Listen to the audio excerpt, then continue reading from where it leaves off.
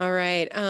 Let's see. Julie's on her way, but I think we can get started this morning. So we're going to be starting off with an update on wildfire mitigation, and then we're going to head into the budget discussion. I hope that we leave today sort of with a better understanding of what the financials were last year and why there was misunderstanding on our end of what was happening there.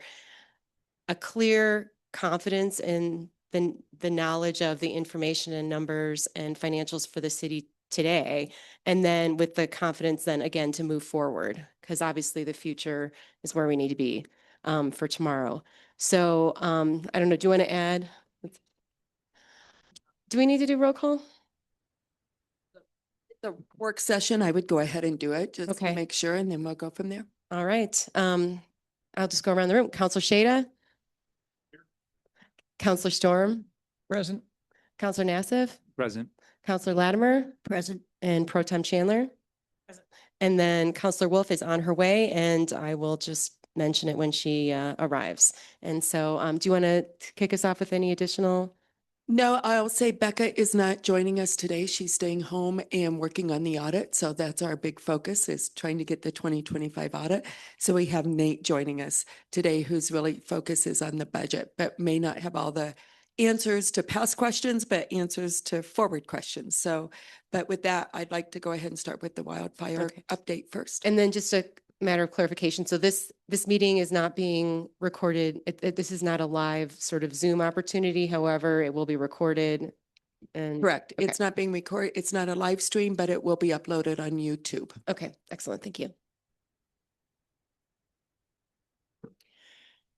Good morning. I'm Keith Bucknell. I'm your fire chief. I'm shouldered by Captain Randy Perkins and Lieutenant Mikey Willie. We're here to talk about the wildland process to get mitigation work. I want to start with the base of we want to work from the premise of preparedness, mitigation, response, and recovery. So when we talk about the preparedness, that's kind of the sirens, which we had at a private, as a previous conversation with wanting to get $200,000 worth of sirens for better coverage for people to be more prepared in the event of emergency, any emergency, all hazard emergencies, which affect all city departments. Randy does have a grant that's in play that we were hoping to have information back today, which would cover half of that. So instead of a 690, that brought us down to a 490. And with the grant that Randy might be able to acquire, brings us back up to 590. So with that, then we were looking at how we're going to be moving forward with doing the expenditures of the approvals, or to get the approvals for the expenditures. To date, we've had 20 assessments done and 5 grants issued. Mikey did one just 2 days ago. So we are working on getting the homeowner touch so that they can see where their risks are and how they can better prepare their property for an event. I want to preface this next statement by saying everything we do will make our community safer. It will not make it safe. And I really need that to be the message moving forward, because if we have a fire like a Waldo Canyon where a firestorm fell on Mountain Shadows, no mitigation we're going to do short of laying in concrete is going to stop that kind of event. So that's the one side of the paradigm. The other side will be, yes. I have a quick question. Can we just kind of ask questions? Is that okay? Okay. So you said you've done 20, you've done 20 site visits. Is that more than usual in the number of grants?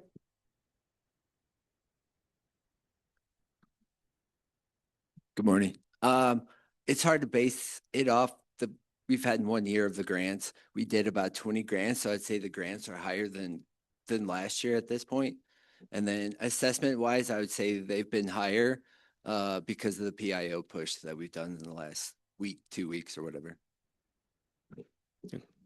So continuing on. Hi, Lieutenant. Hey, how many grants can you issue? Is there a cap on the amount of money that's available for that? We have 50,000 in that fund, so we could give out a ton of grants. So we're capped out at 500 per resident, and we can also do other work with that 50,000, but it's set aside mostly for those grants. And these grants are based on paying a contractor, not homeowners doing the work and then getting money back. Okay, and it's a matching grant up to 500. Okay. So when we looked at the process of moving forward for the mitigation after the preparedness, the sirens are really a big part of the preparedness as well. Will be a media outreach, trying to get more people to be aware of the risks that they have in their properties.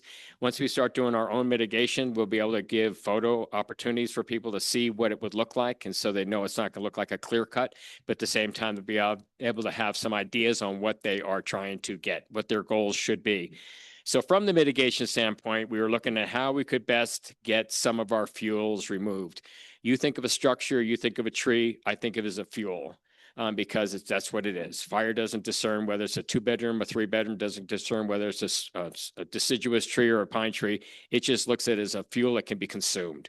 So when we look at our removals of the fuels, we could have contractors come in, which we will then be paying overhead. We'll be paying their benefits, their insurances, their cars, their fleets, or we can bring it in-house. Oh, we're going to follow a PowerPoint. That'll probably keep you all in play. And yeah, and I just want to mention that Julie Wolf has joined us. So we've already had discussion with the state of Colorado, who have offered to give us a kind of the overhead view of how we would write prescriptions, because we have to be within a certain guideline before we can set fire on the ground. We have to have our fuel humidities and our relative winds in controllable scenarios, so we don't have a fire let loose and we have a runaway fire. I'll preface that by saying Denver had a runaway fire. They lost one of their reservoirs, because we not only do you have the fire, but then you have the composition of the fire, which we'll talk about when we talk about our mitigation a little bit later on with our burn box. But they had a bunch of silt get into their piping system and they took their reservoir out of service. So it's a very, very arduous potential and process, which is going to be shouldered on our manager and or our wildland mitigator. But they had offered to do the grant writing stuff because they've been doing this for many, many, many years. They've got cooperative agreements with many, many municipalities, many, many fire protection districts, and they do it well. However, I think we can learn from them, and then we can shoulder that load on our own, and bring that writing of the grants and putting the prescriptions together and building the resources and then putting the fire on the ground on our own terms. And just to bring this around to you guys, this is, we had talked about bringing a contractor in and paying them whatever cost that was, and it was between $150,000 and $250,000, depending on how fast we wanted it and how fast we want to get the work started. We reached out to the state and said, hey, can you guys do the same thing for us? And they said yes. So they're not doing it for free. Obviously, we have to have a dollar amount. They're going to write a dollar amount and we'll come to council with that dollar amount, and we'll have a 5-year contract with them. That doesn't mean that the dollar amount continues to roll over. If we give them, we say you got $100,000 to do what we want you to do, and we run out of $100,000, contract's over.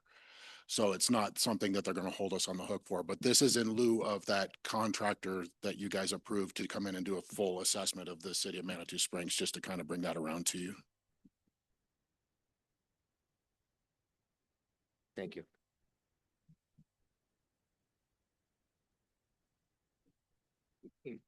Yeah. So the Colorado State Forest Service has come in and looked at a good part of Manitou so far.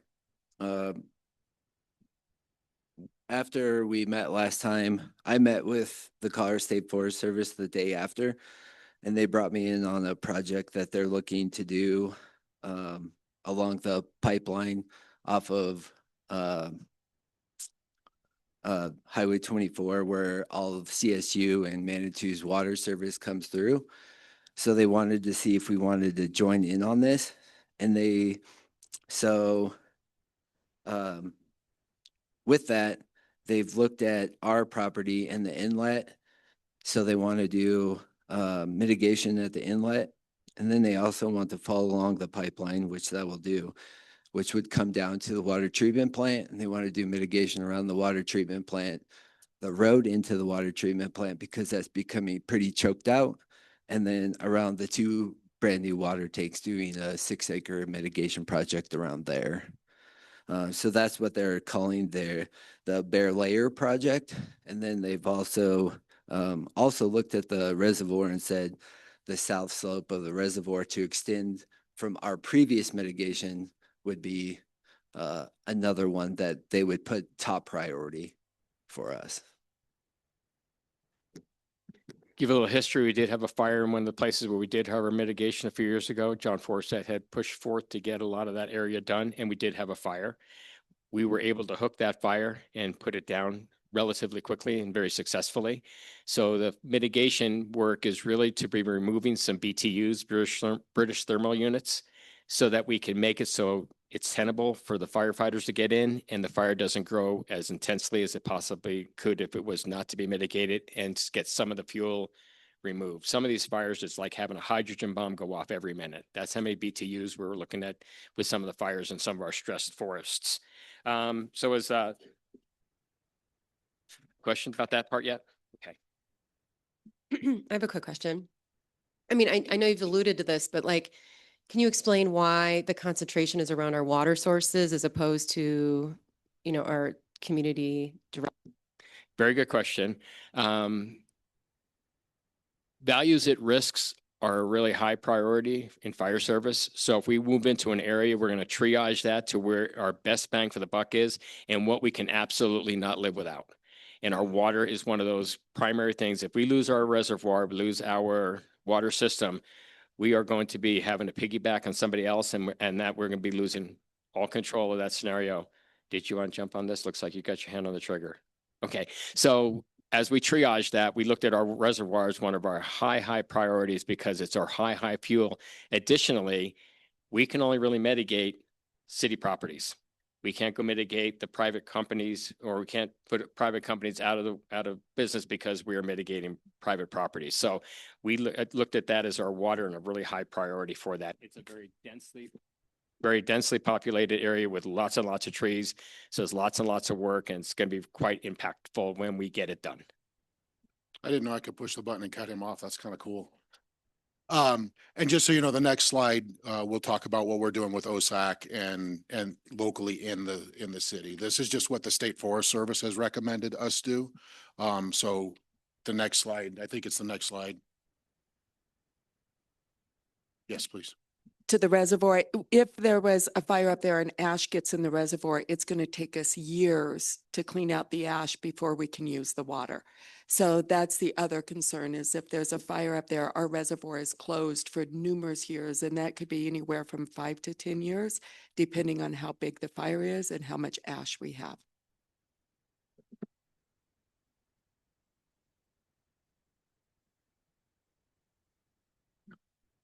So with Parks and Rec, Fire Department, and the OSAC, we've just launched a program called Mitigate to Alleviate. And it's a program to where we're hoping to get residents involved in helping us do mitigation work in our small little pocket parks parcels around Manitou, just to get more work done. So basically, if people want to volunteer to do this, they just we have a map on the webpage that we've developed. They can go identify a parcel. They reach out to Jillian and myself. They get whoever they want to help them. They sign waivers. I'll go out and do an assessment of the area, kind of give them an idea of like, hey, you should take this stuff out. They can only do so much. We're not allowing them to use like chainsaws or anything like that. It'd be a huge problem. But that will also help us like do some more work around the town, hopefully, to get more mitigation work done. Any questions with that? I just want to add that one of the drivers for this was that a lot of the board members on OSAC were being approached by individuals who were adjacent to these little parcels all around. So, and we're asking to do this, and we didn't have a process for that. So it's just, they didn't just come up with this and say, oh, we hope we can get people. They were actually people approaching us and asking how they could do that. So this is I'm really happy to see this program, because it really answers a lot of and supports a lot of citizens who were asking how to do this. So I appreciate you helping to do that. Thank you. And of course, Julie and Jillian were drivers in that too. So thank you. So now as we're speaking about the mitigation portion of that's where we're going to get the biggest bang for our buck. And that's where we're going to be able to do all the preparatory work. That's the boring work. It's the work that doesn't have any kind of glory. It's just kind of really the trudge work that we need to be moving to. I'm a senior citizen. So our proposal is for us to build a 3-person fuels team. Their job will be to thin our city properties to include that of Jillian's open spaces, and for us to be able to present ideas, consults to landowners, homeowners, as does Mikey now, and do a cycle of going through all of our city properties, because we've got a lot of properties that have been vacated. We have a lot of properties that are right-of-ways. We have a lot of properties that are utility easements. We have a lot of properties that are open spaces. Some properties have been donated. We just got that big land down by the old where Wildcat used to park all their trucks by the marijuana store. That's a fearful thing when we start putting people into those areas, because they're going to come with their behaviors, and those behaviors are smoking. Their behaviors will be kids with matches and things like that. And that's a place that's going to run up on Palisade and those areas. So we have some critical things in terms of behaviors. We have some critical things in terms of geography. Geography and aspect will be our watershed and our reservoir, but behaviors are the stuff that's in the city. That's the stuff that's going to be impacting everyone. That's why we put the cigarette light canisters on the dumpsters so we can control that issue. So we're proposing a 3-person team. We want to manage that in-house so that we can control that process. In the fire service, we always meld things up. Our tools don't just serve as an axe. It serves as an axe and a pry. And the same thing applies to this. I think that having it in-house, that fire team or that fuels team can be part of a fire response in that area as well. And we can build it so that we have it where they got the skill sets to be able to run saws. They can have the skill sets to be able to run mulchers, heavy equipment, things to that effect. So we want to manage it inside. We want to have one of our administrators, which we're going to be talking about in a minute. So there's things that we're trying to do to save some money that we went through for our budget. And some of those things we looked at, there's ways that we can fine tune our response. And in our world, I'm going to kind of veer for a minute. I'll try to come back if I can. I'll leave breadcrumbs, but we're going to be losing Randy at the end of the year to his drop retirement. He's going to have to go. I was going to want to have a conversation when we bring him in to help him as part of this process. I want to have him come in so he gives us his 48 years worth of fire experience and 20 years worth of city administration budget moving for the fire department to help manage this, so we can be effective and we can be frugal with our monies, and we can be accountable to that more so than giving it to name your contractor here. So that fuels team will go around and they'll be thinning our properties to include that of Jillian's. I keep saying it's Jillian's Fuels because it's not fire. But I want to have it so that they are mitigating our properties, and it might be cyclic, in that the fuels regrow. So we might be having this conversation again. Lieutenant Willie and I walked Inman Trail, and we came across a lot of the scrub oak that's up at the top of what's the name of that street?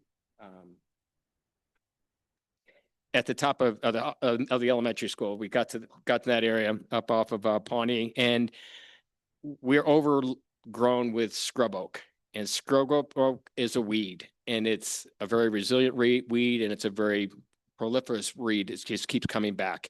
So what we mitigate is coming back.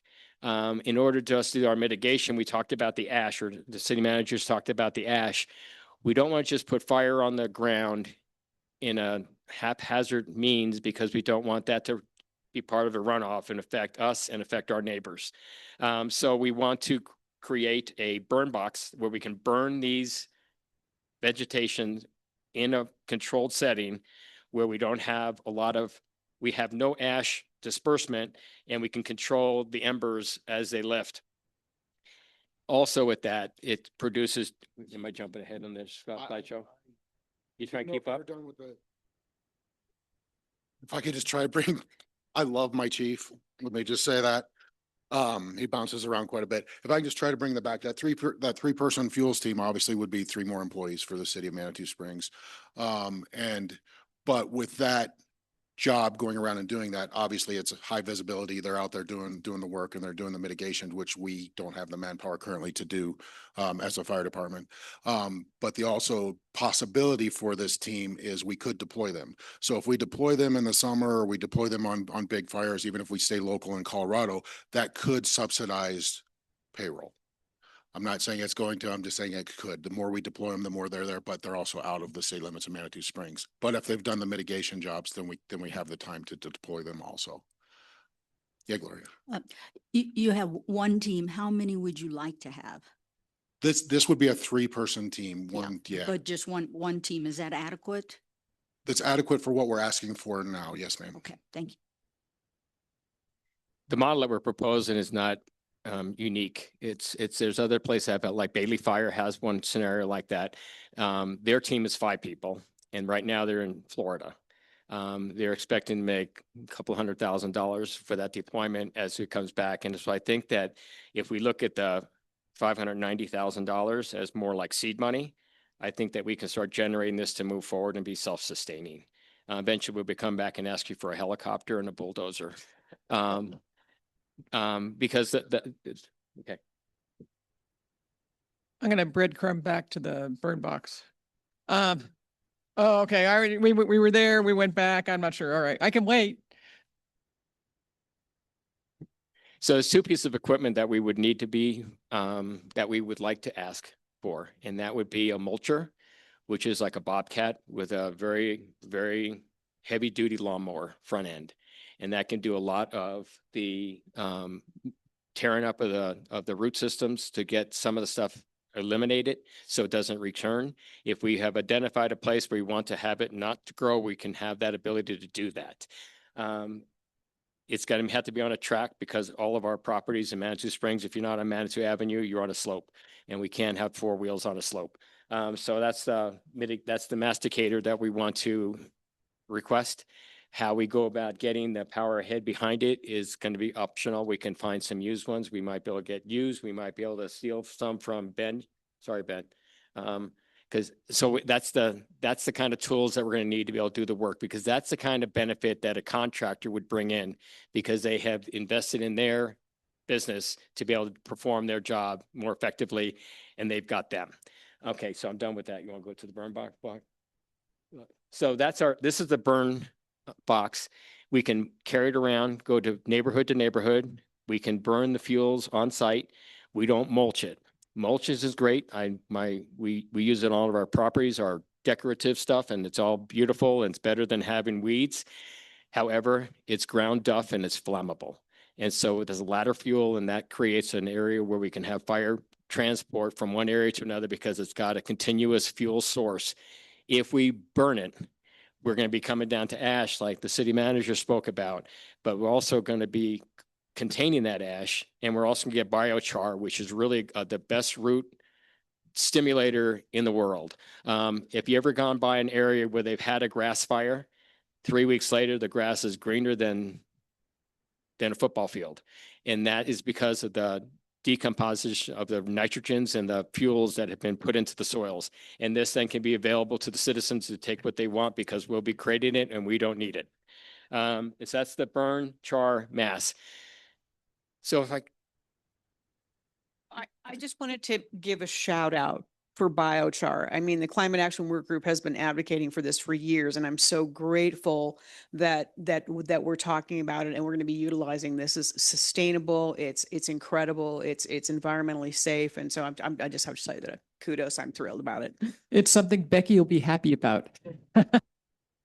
It's also going to eliminate that 4-story pile of wood chips that we store at Public Works, which is not safe at all. So there's that also. So when you do the controlled burn, does the roots of all the scrub oak, do those all get energized as well and come back in full force? we will only be burning the stuff that's above ground that's going to be put into our container. So if we find an area where we want to uproot that and we don't have an erosion problem that we'll be creating, then we can do that. Otherwise, we'll be cutting it down to surface level and then burning the fuels that we remove. And then in a year, 3 years later, we'll be going in there with the lawnmower again. but it'd be less fuel, but it'd also be still fuel. Correct. We would have to be very, very careful about erosion. That's part of the stuff that the Colorado State will be helping us identify what we do, because when we take away the root systems, we have what's called moonscape. If the fire burns too hot, it burns the root system on below, and that's what takes away the holding power of the decomposed granite. And that's why we had floods after Waldo. And as you can see, Julie, that everything goes in the top of that box in that trailer, and then we control burn it from there. So in our process and looking at what we want to do with having a person to manage that program in-house, we have been looking at how we can make that happen and have a bigger bang for the buck. So I'm projecting to you all, if we take Captain Perkins and put him into a fire administrative para type position where he's going to be managing budget, be accessible to council members and certainly our city manager, then he will also be able to be available to be the fifth person on duty, 2 for the ambulance, 2 for the fire engines, and then Randy Perkins. If we had that, he'll be here for 10 hours a day for 4 days a week. When that happens, he's available to take the second ambulance out so we can gain that ability to have the same response time as our first ambulance. 4 days ago, 5 days ago, we had back-to-back calls. It happens 1 out of every 7 times. So every 7th call is a back-to-back. So 6 and 7 come in about the same time. It turns out that our backup ambulance ended up transporting our frontline ambulance, came back to quarters. So there's that availability. We calculate it to be about $30,000 worth of billable, but we don't know how much Medicare and Medicaid will actually fund for that. But it's a mechanism to bring some funds in to offset his costs. Additionally, when some firefighter calls in sick or is on vacation or has some kind of a mishap, we won't have to hire back somebody for the first 10 hours. And we hire back a firefighter, we have to pay him time and a half. Whereas if he's there, he can cover for the first 10 hours because he's working a 10-hour shift and he still knows how to do firefighting. So at that point, the volunteers are then available because they work 8 to 5s. And so the volunteers can cover the second half of the shift. They can get a straight time wage, and we're calculating a saving. I got it. Sorry. So I'm just going to read through the overview of this position, and then we can merge it in and kind of melt this, and you can see what my brain looks like. So the fire administration provides leadership, operational flexibility for the city government. What we want to do is have the fire administrator work 40 hours a week. So we have oversight and support, because the budget stuff is 2 days, then not available for 4 days, then back to 2 days, and then back to 4 days. We want to kind of close that up a little bit, which is great, but it's not a cost savings or cost detriment. The position will require him to be accessible for all the city meetings, which is sometimes things that I find lacking because we've got grandbabies now. And that's kind of my priority. I know that the city folks out there have got grandbabies too, but I'm a volunteer, so I was kind of want to spend my time with them. So by having him do that position, we won't hire a captain. We'll replace him with a lieutenant on the shift work. And the differential between a lieutenant and a captain is $8,000 a year. The current captain rate is, he makes $42 an hour, which you might seem like a lot, but if you think about the job that these folks do, the engine, when it rolls up on an issue, it's the point of the spear. There's not a different situation from them than the heart of New York City, Manhattan, than Chicago.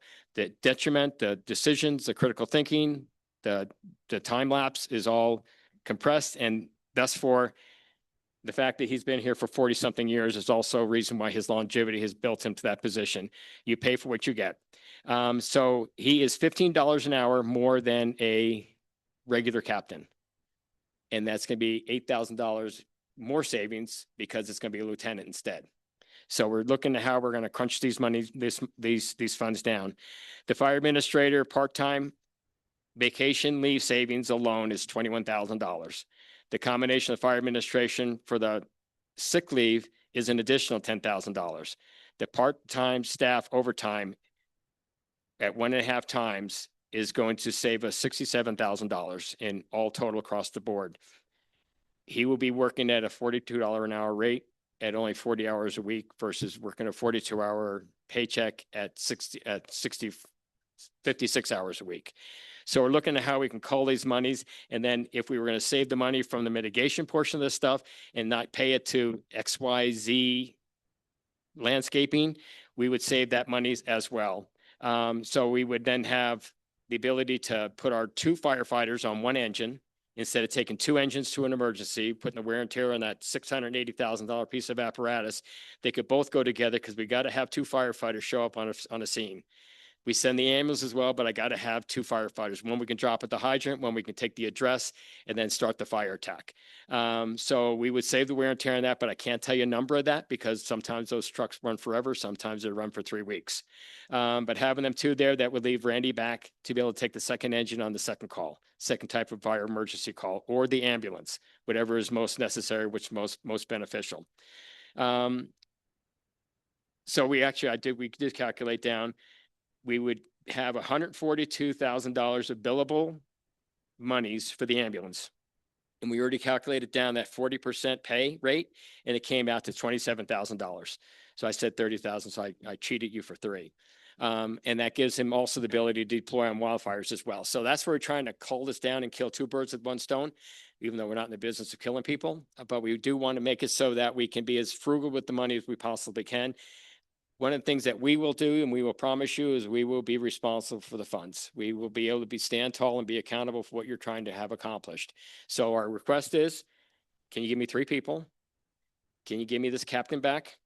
And can you let us move forward? We talked about the sirens already, so we're kind of moving in that direction. And I think once the tracks of that backhoe or that skid loader hit the ground, people will know what things are happening, and people will not be able to tell us that we are just sitting on our haunches and not doing anything because we are starting to move forward. We just want to have a better plan of how we want to do it. And we talked about a lot of different options. We believe that this is our best plan. Couple questions. So you mentioned 2 pieces of equipment, the burn box air curtain and then the masticators.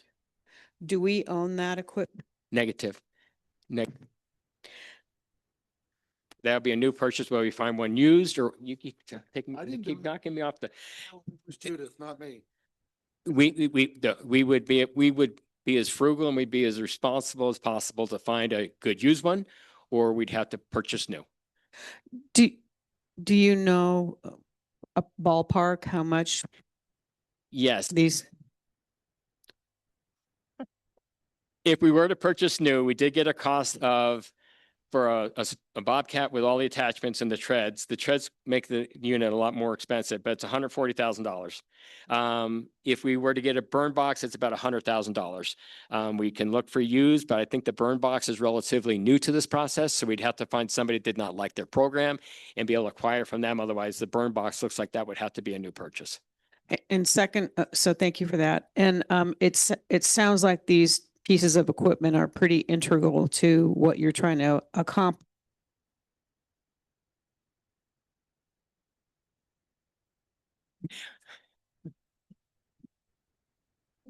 Thank you, Randy. You have my vote for keeping, a job at the fire department. Are you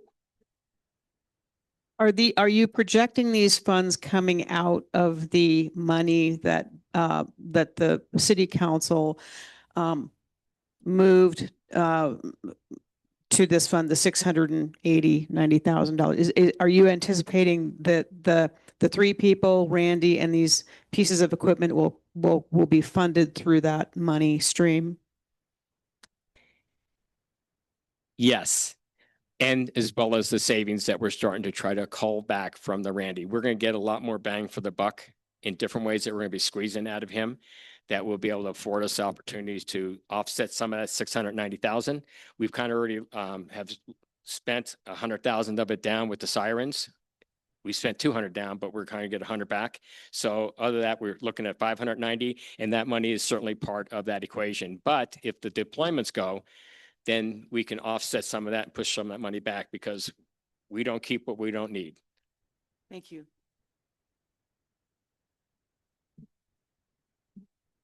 Is this in addition to getting the consultant hired, or is this instead?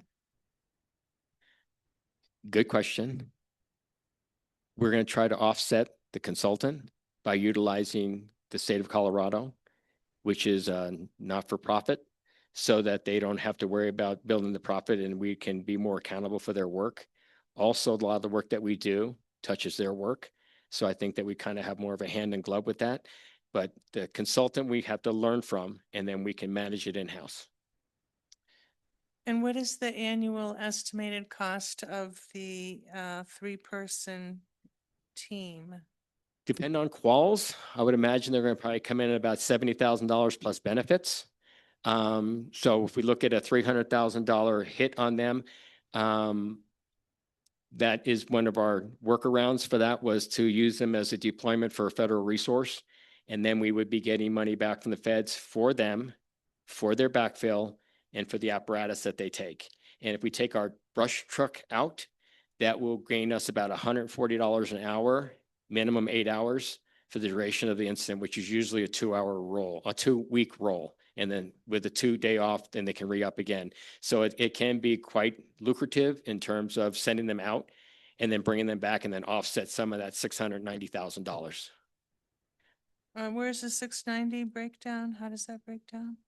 3, 450, 550. Oh, I see. That includes the 2 vehicles? Is that No, right? that's why we have to look at being more responsible with trying to find a used Bobcat that can be retro to have the masticator. But that is, worst case scenario is the 140,000. And as we're rolling into it, we're already halfway into the year. So we're not going to have a full $300,000 worth of salary. It'd be less than that because we only got 6 months worth of salary to pay. So are you looking for council to approve something that basically looks like 300,000 a year average for the 3-member team, plus a maximum of about 140,000 for the Bobcat and 100,000 for the sirens we've already approved and 100,000 for the burn box? Is that what you're looking for in terms of the monies to be spent from the wildfire mitigation fund that we set up? Yes, certainly depleting that, but also with the caveat of trying to squeeze out an administrator for that, which is part of, we're not going to be paying the administrator out of the 690 because we're using that salary savings for the captain, which is going to be the administrator of the grants. Okay, so the only money coming out of the wildfire fund is the sirens, the 2 vehicles that you proposed, and the funding for the 3-member team, and then the admin person would be funded through the savings from Randy. Is that what you're looking for? Because we have Yes, to specify what you're spending it for and to have some kind of a dollar amount. We can't just give you discretion to go for it. So I'm just trying to pin it down for myself. yes, your statement is very accurate. We want to ask for the 2 vehicles, the 3 people, and we want to be able to continue with the sirens, move forward on the sirens. And then we will squeeze some to offset that salary savings as well as internally fund the rest of it. That's clear. Thank you.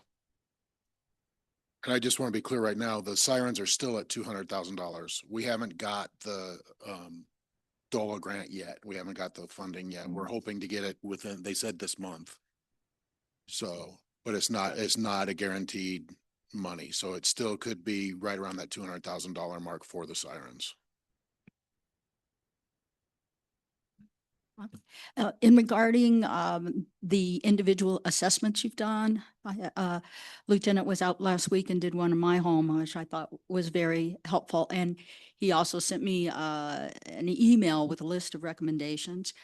I think for the future, it'd be wonderful to do that by neighborhood, to be able to have someone who does an assessment of a neighborhood and then not necessarily with any kind of penalty at this point, but also let people know what the recommendations are. Because I think a lot of people just lack the time to make the phone call to ask you to come out.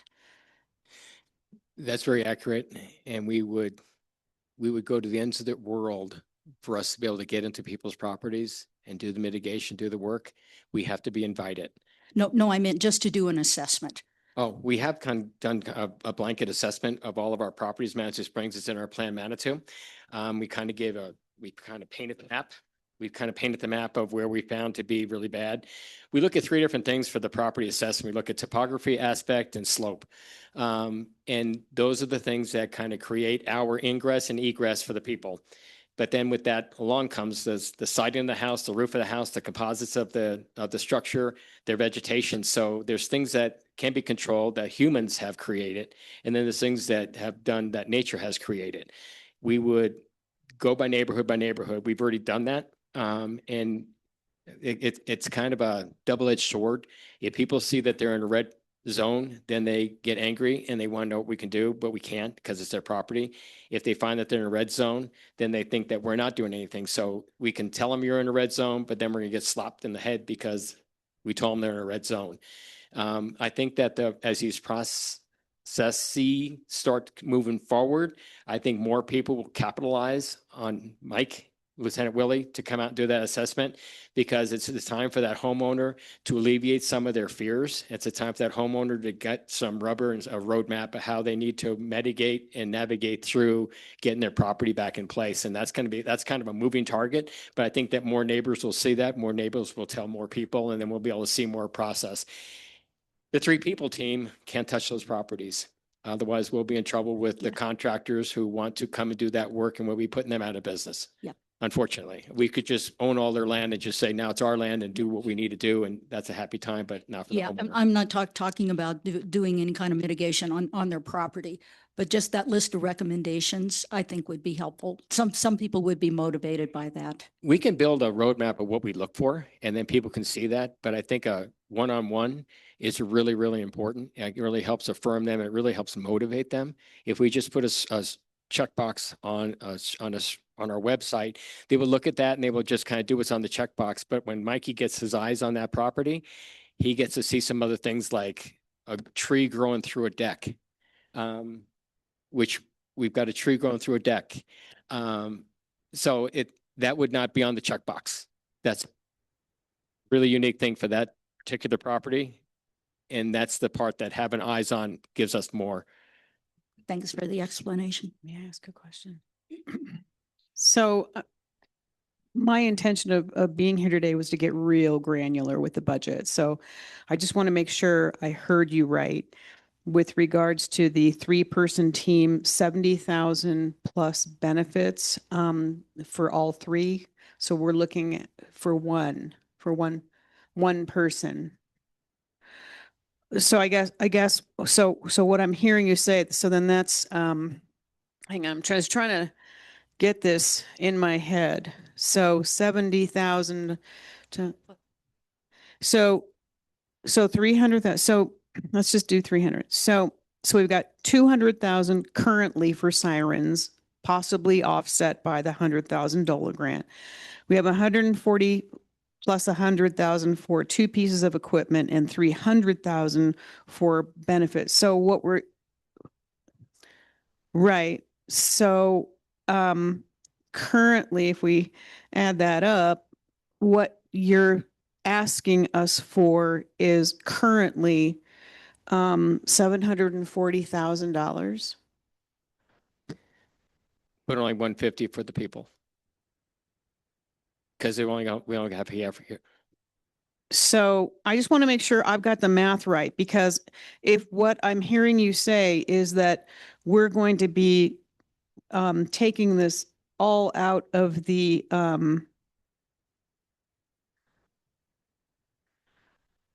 mitigation fund, it's going to leave us with about $100,000 left. So I'm getting $590,000 out of the 690,000, unless we get the DOLA grant. So I just want to make sure that we're, yeah, no, go ahead. No. Are my numbers right? You are correct. And with that money that's remaining, that's extra money for the mitigation, but also keep in mind that those 3 people that we hire will be doing mitigation that we're not paying for. So that's kind of a bonus to have our people in-house to do. Oh, thank you for that clarification. I just want to make sure that my numbers were okay with what we are talking about. Thank you. Thanks, guys. I just wanted to press on Counselor Gloria's point. So over the last 12 months, we've had about 20 people that have taken advantage of the assessment since the first of the year. Okay. January 1.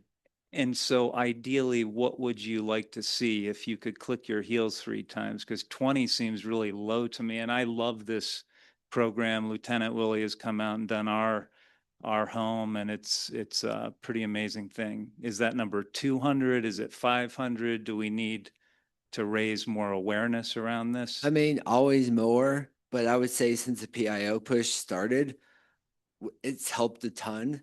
And on Tuesday, whatever last day I worked, I did 5 in one day. 5 in 1 And day. I have 4 more scheduled tomorrow or my next day I work, and then 3 after that. And what would the target be though, in your mind? Like how many structures are there if we had unlimited resources and capabilities? Is it 2,000 structures that need to go through I this mean, if I assessment? could click my heels, every resident in Manitou would request for me to come out and do this.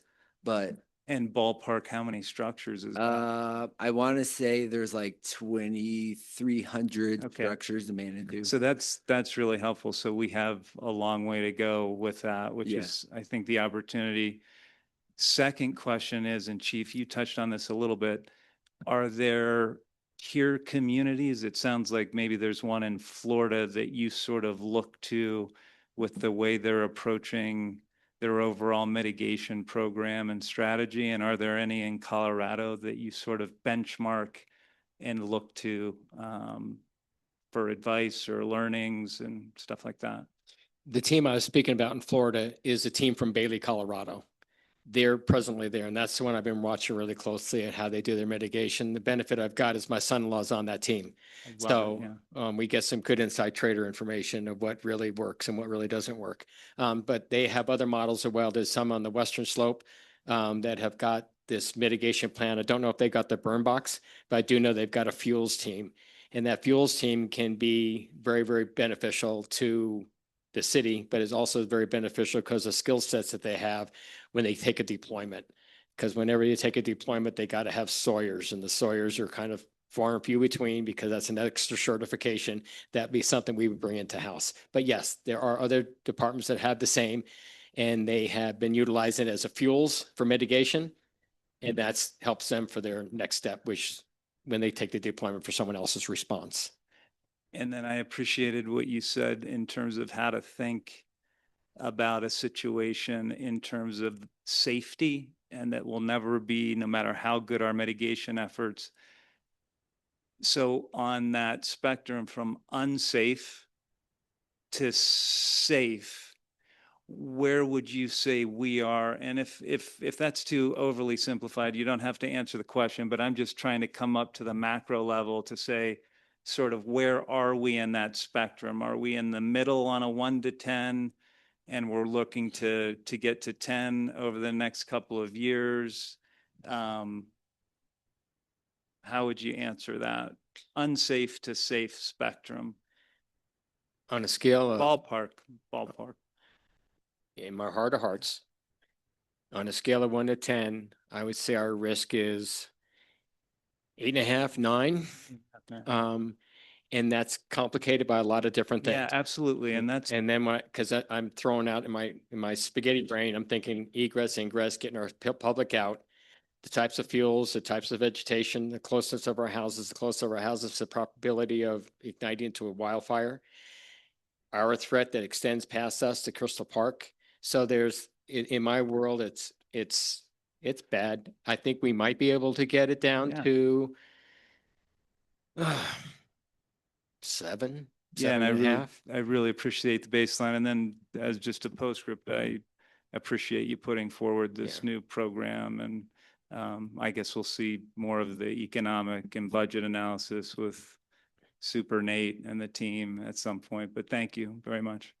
A lot of that's going to have to do with the public. They could make me feel really happy at a 7.5, or they can make me put me right back up to a 9. So Cool. Okay. When is this going to be coming before council to vote on the funding? We'll bring it on the next meeting, which is not next week, but the following week. Cool. Okay. And then again, if we have any additional questions, obviously we can get those to you in advance so we can move forward. No, this is it. All right.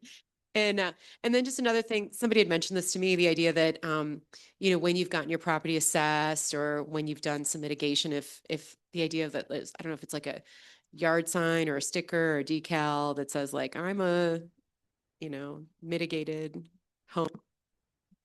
Obviously, this needs to be tweaked. But anyway, just that idea that I don't know if that's something that other communities have done or not, but again, I think it's also a way to get neighborhoods to kind of work together. I don't know.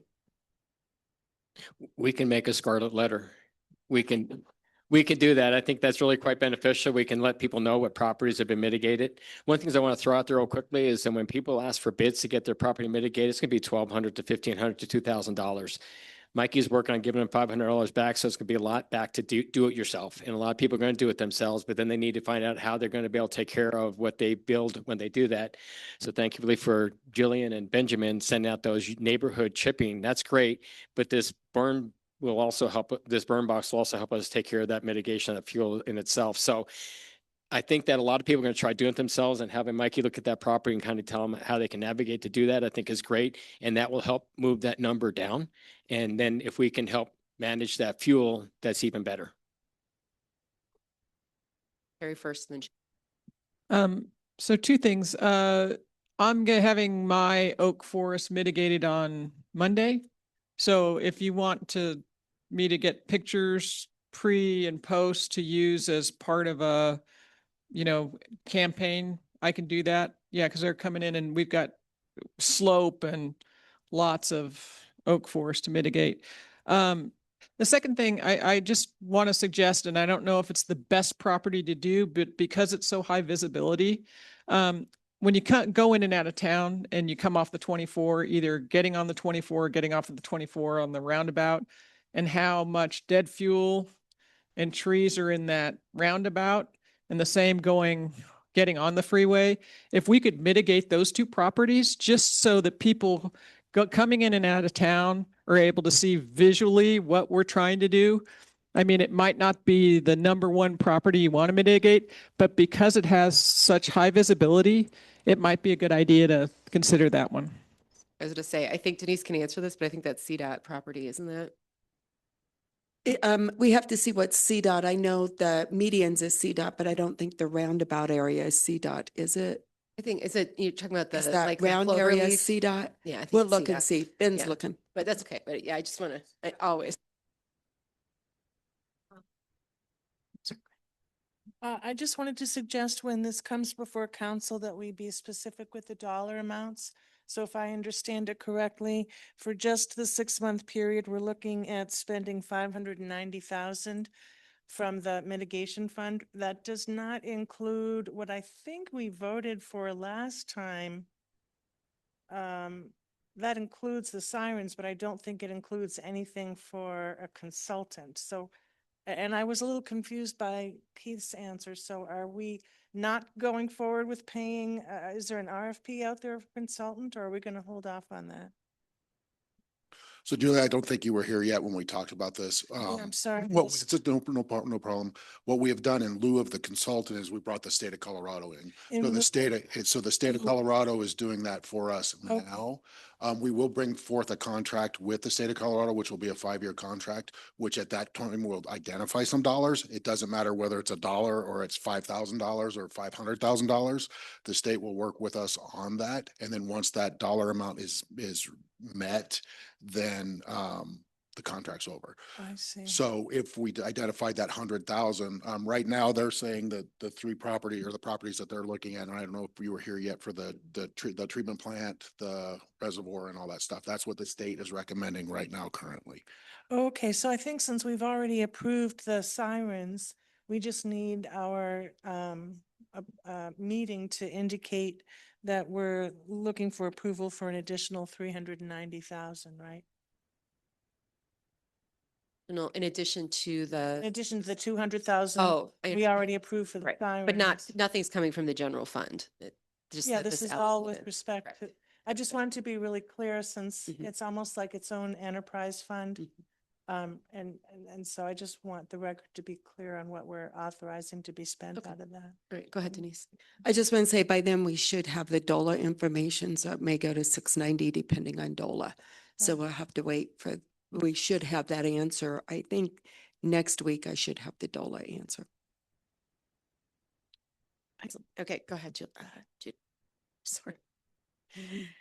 We need to go back to the other microphones at some point. While I've got you here, I got 2 texts during your presentation from a resident specifically that wants to know, and this segues into Counselor Storm's question about ingresses and egresses, particularly Serpentine Drive, and where they are in the hierarchy of mitigating and making sure that we have as clear a pathway as possible. So just wanted to address that because that came in as a request.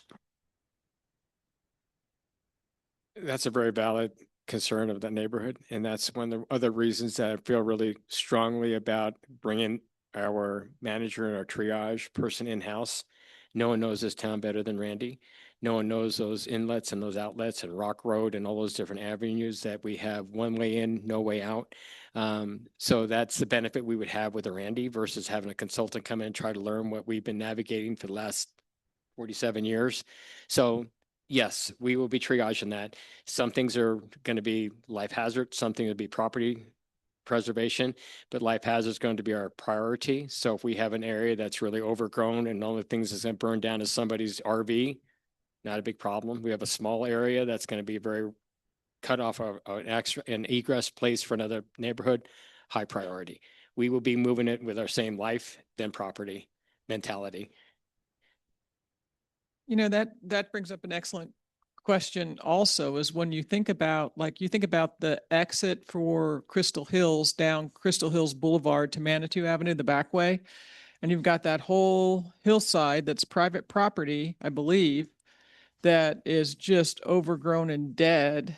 I mean, at some point, do we have to enforce mitigation for the safety of the neighborhood? Because if that whole hillside's on fire, people can't exit that way. And that hillside is bad.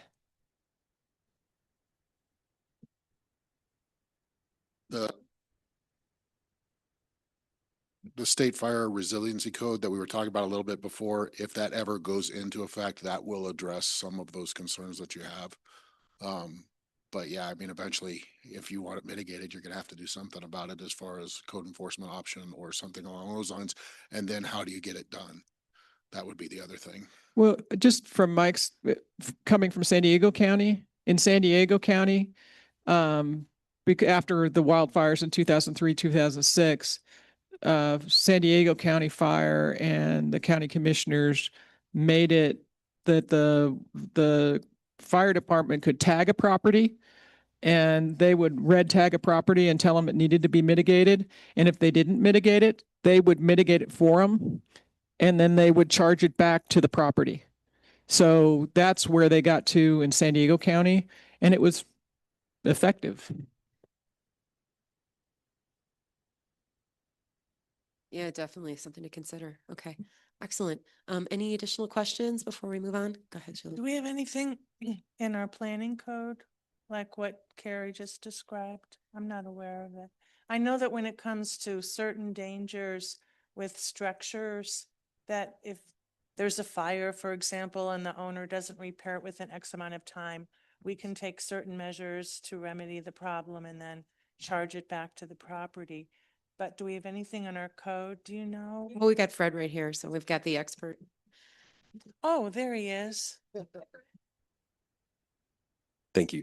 The code does, for the record, Fred Rolandhagen, Planning Director, the code does talk about the need to clean out fuels and things like that, dead fuels. And so it does require maintenance of properties. I can't tell you exactly what the code says. So for example, our code enforcement officer will go out and if he sees or identifies a violation of the code, which is excessive fuels or excessive dead fuels, then we can require the property owner clean that up. I don't think that the code allows us to clean up the property for them and then bill them. I would have to investigate the code a little bit more and see. So if it just allows us to fine them, a daily fine or something? No, I don't even think it allows a fine. So what's the point of having a law if there's no punishment? Well, the punishment would be a citation to appear in court and take them to court. Oh, to- and then the court could fine them. The court would assess, whatever penalties is allowed by the court. I would imagine it's a fine, not incarceration. Yeah. Oh, okay. Sure. There is also a code when residents add on to their house, change their parcel, they have to have a mitigation assessment and made sure that certain things are done to go along with adding on to the structure or therefore, if that makes sense. Okay, well, I think just again, moving forward, there's things that we may need to consider at potentially whether it's a change to our code or a ballot measure or whatever, but I think we need to ongoing track kind of what communities are doing and how they're managing this. So I think that's my takeaway. Okay, great. Okay.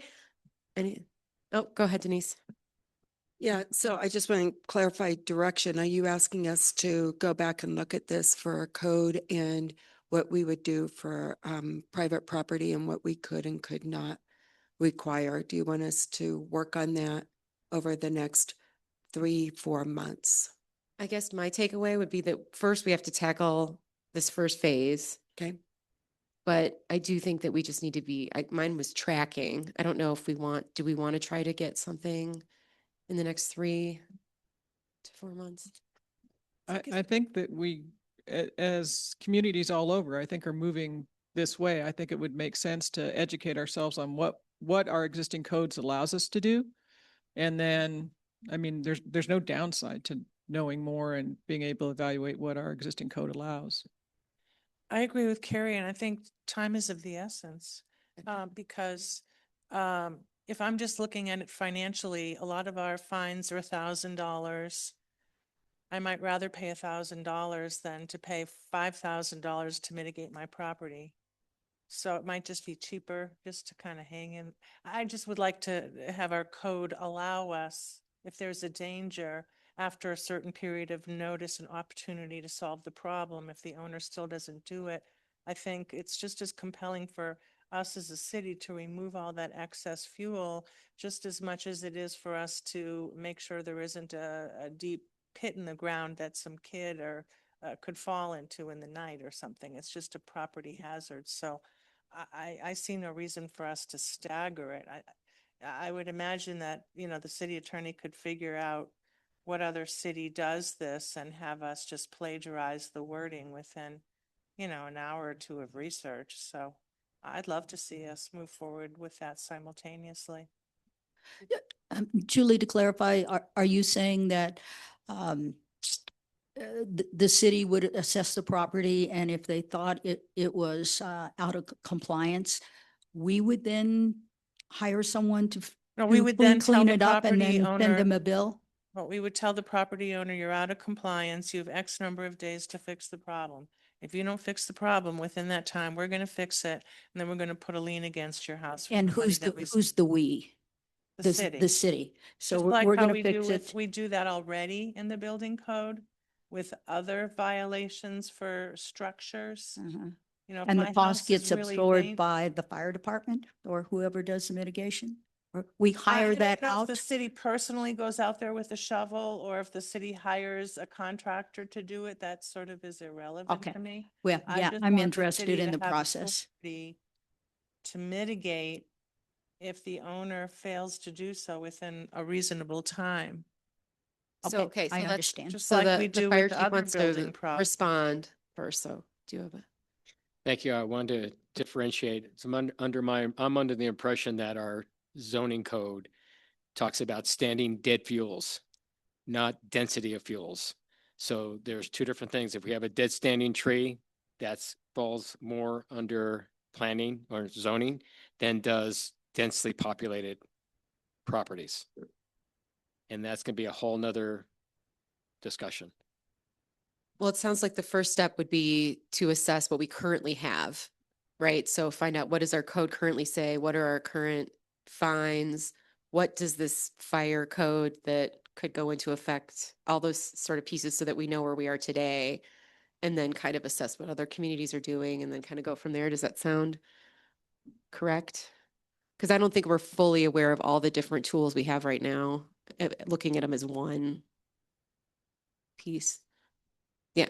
Okay. Well, I'm just saying that we were already kind of moving ahead to like new things, and I don't think we actually know what we have right now, is I think my point in the moment.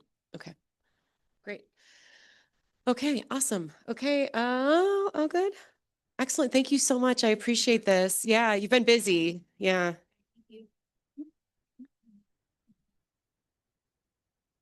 Yeah. Let's do a quick break, I think, as we transition.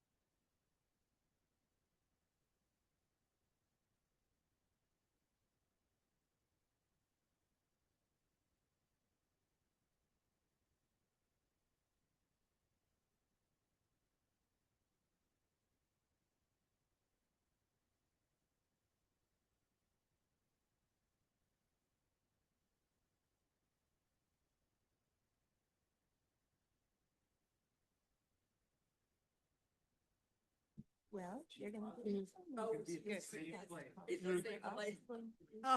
Oh, no, that's crazy.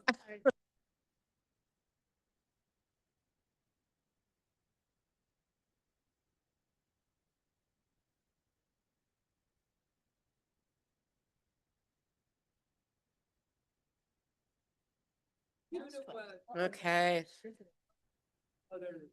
Got it. All right. I think we started off strong, so you don't let us down, Nate. No, I'm kidding. No pressure. No, but I think again, that past, present, future, and obviously, that's where we're trying to just kind of wrap things up so we can start moving forward in a positive direction. And so, thank you for being here today. I appreciate it.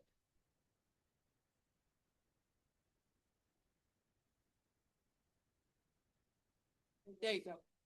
You did that on purpose, didn't you? Always get the new guy. Nate Moore, Senior Budget Analyst. Glad you guys could all be here today. We're going to go through some slides. Some of these were presented at the Budget 101, so that you might familiarize yourself with that. Obviously, I just want to let the public know that that is posted online. So if anyone wants to go back and revisit that, I highly suggest that. But we'll go through a few of these slides, and I'm going to pass this off to Denise here in a little bit. But let's get started.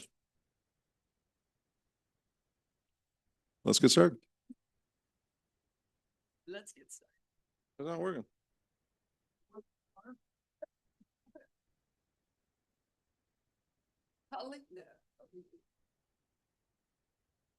We're gonna take a 2-minute break now.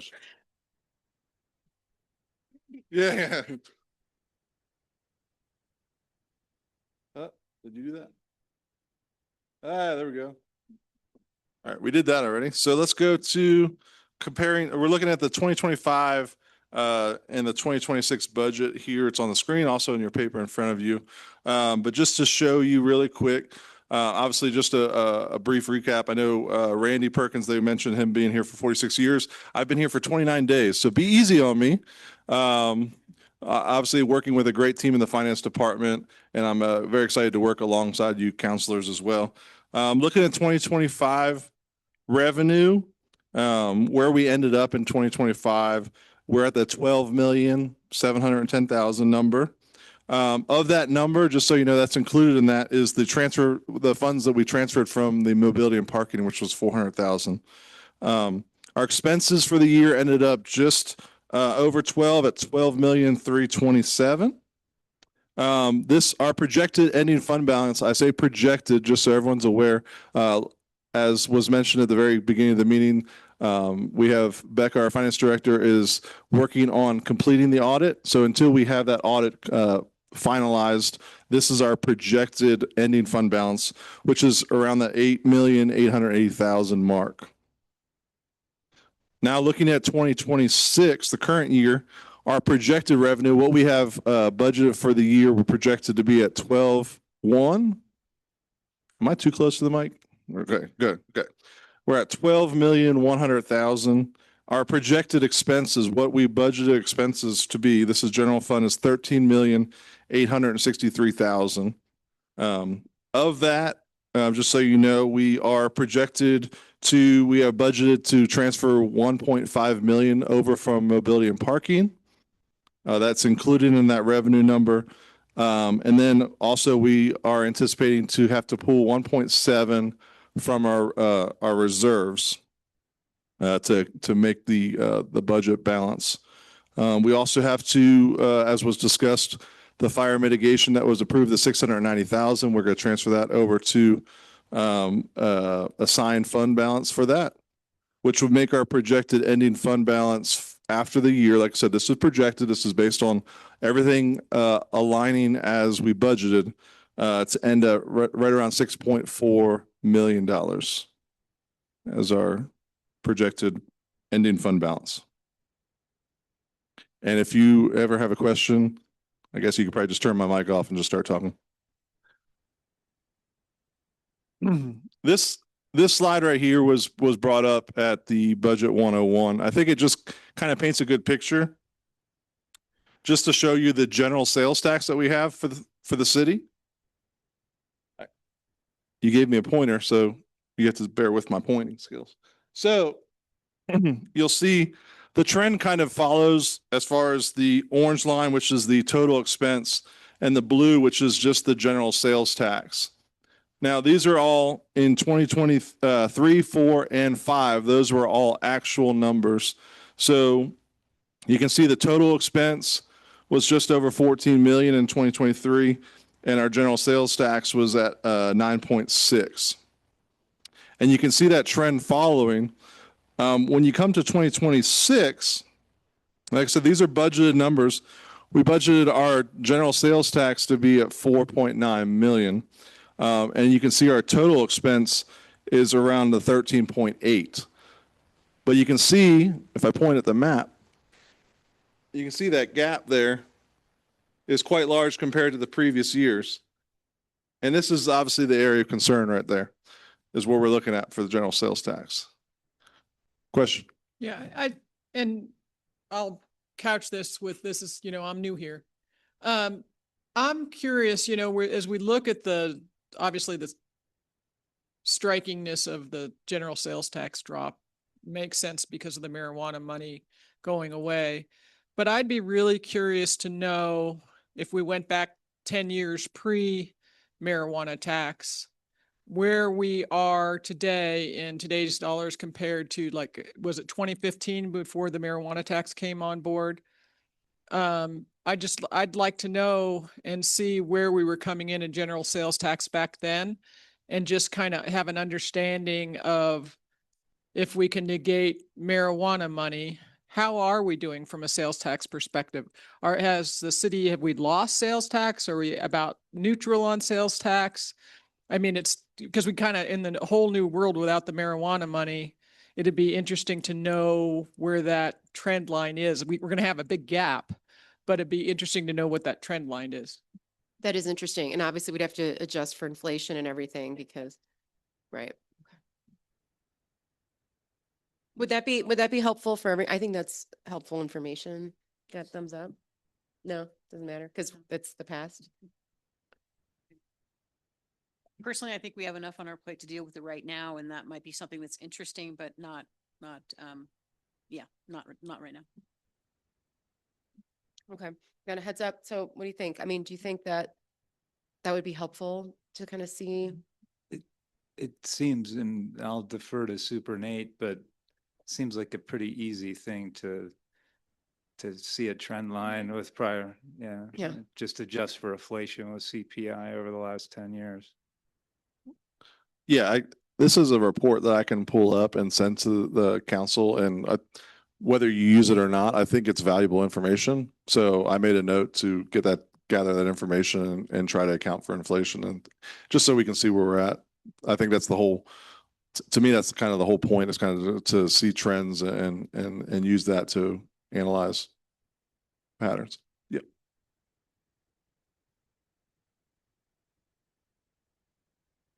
Oh, whoops.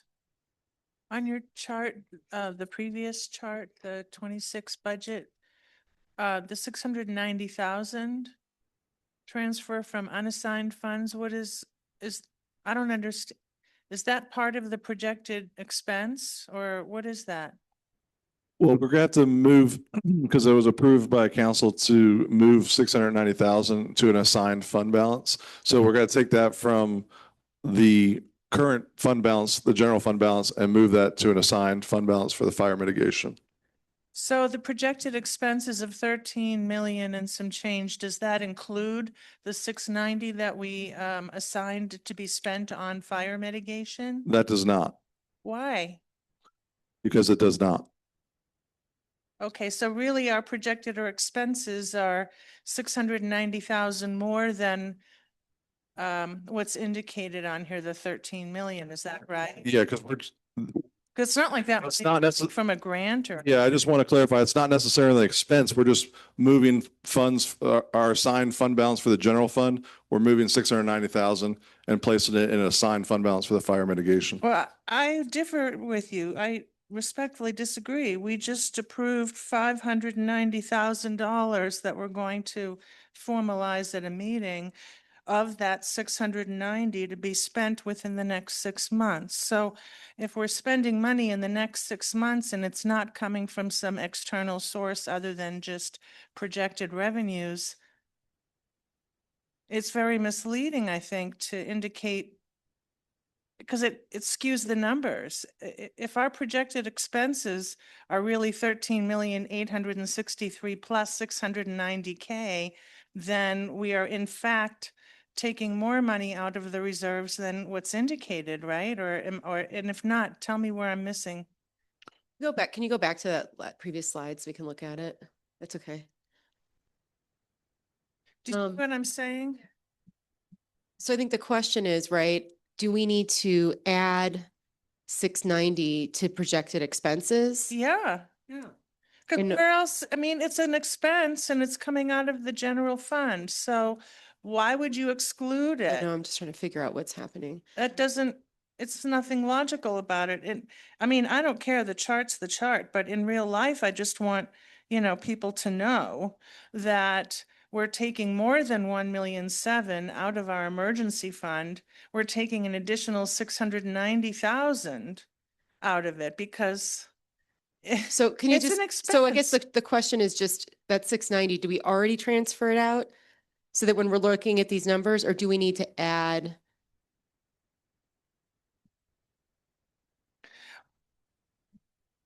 Yeah, so it's the 1.7 plus the 690 to the fire mitigation fund. So really, that's how much we're taking out of the reserves is the 690 plus the 1.7?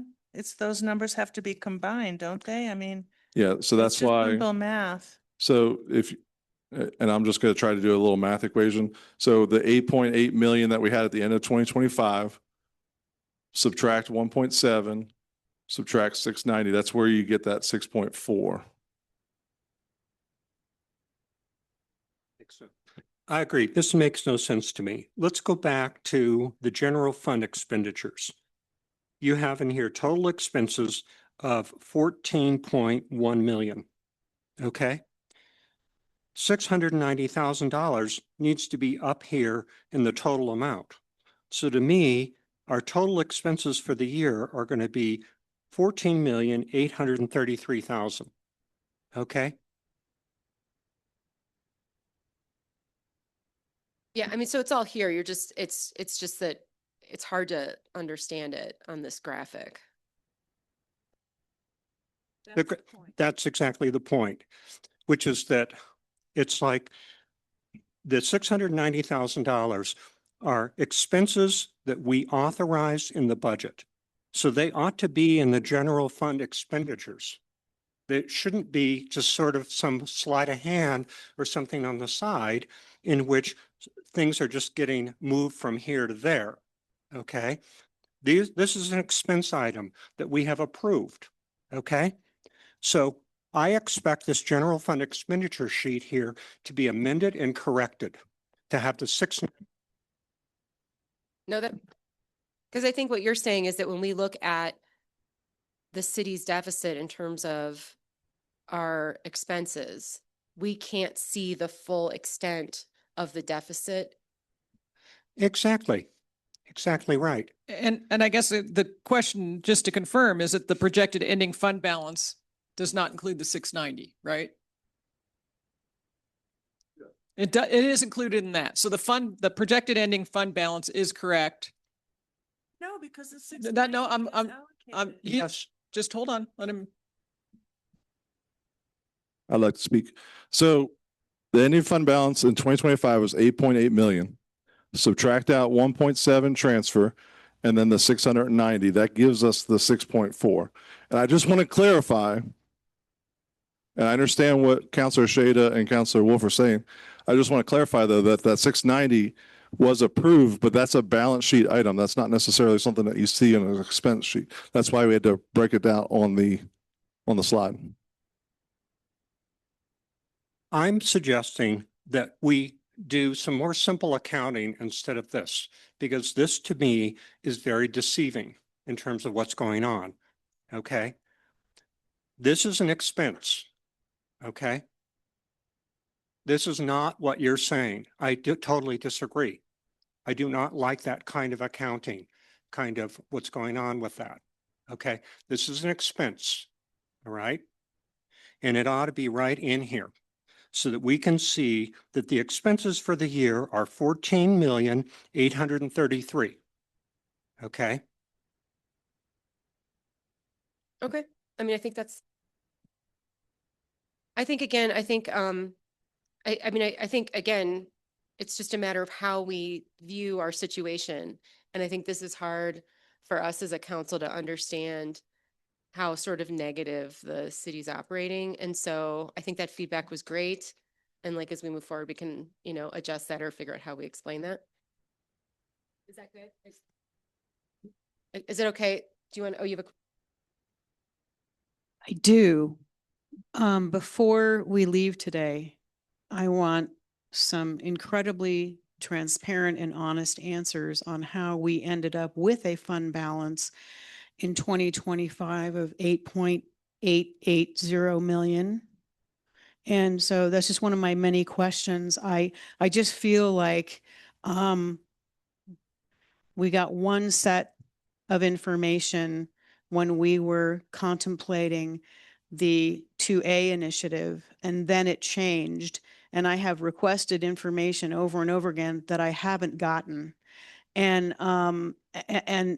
I think maybe for the new people, those of us who've been on council for a while, I want to say that this is a one-off, but it's not. I mean, we keep having these discussions about having a greater degree of granularity and transparency in the numbers you're giving us. So that would be my first question is I want a full accounting and explanation on how we are sitting on 8.8 million at the end of 2025.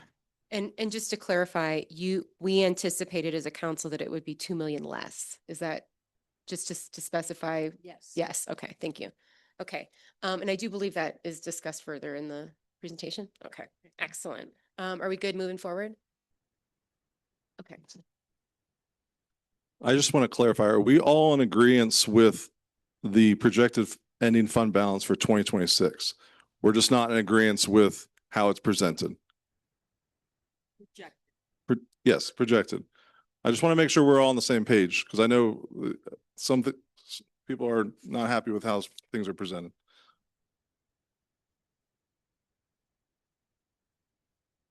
This is just another graph showing the sales tax trend. This is just general sales tax trend from 2023 to 2026. Just looking at the revenues, showing this trend from 9.6 in 2023. Obviously, we all know the Colorado Springs law changed in 2025. So you can see now it's showing a projection of 4.9. That's what's budgeted for this current fiscal year.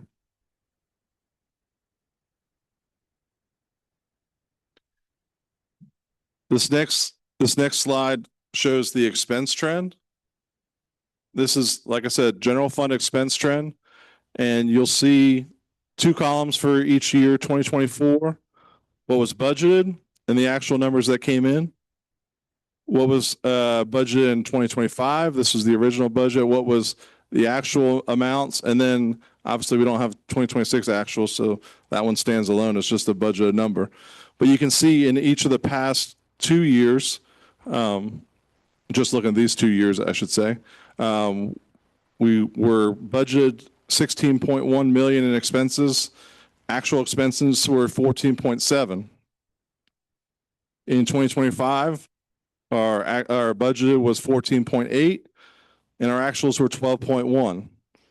Obviously, doing the math, which is not done for you, but that's $2.7 million that less than what we budgeted originally in 2025, what was actually expended.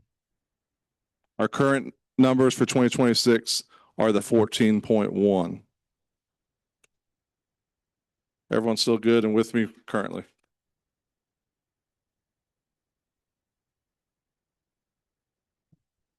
Now you should have a sheet in front of you showing the monthly financial report for January through February.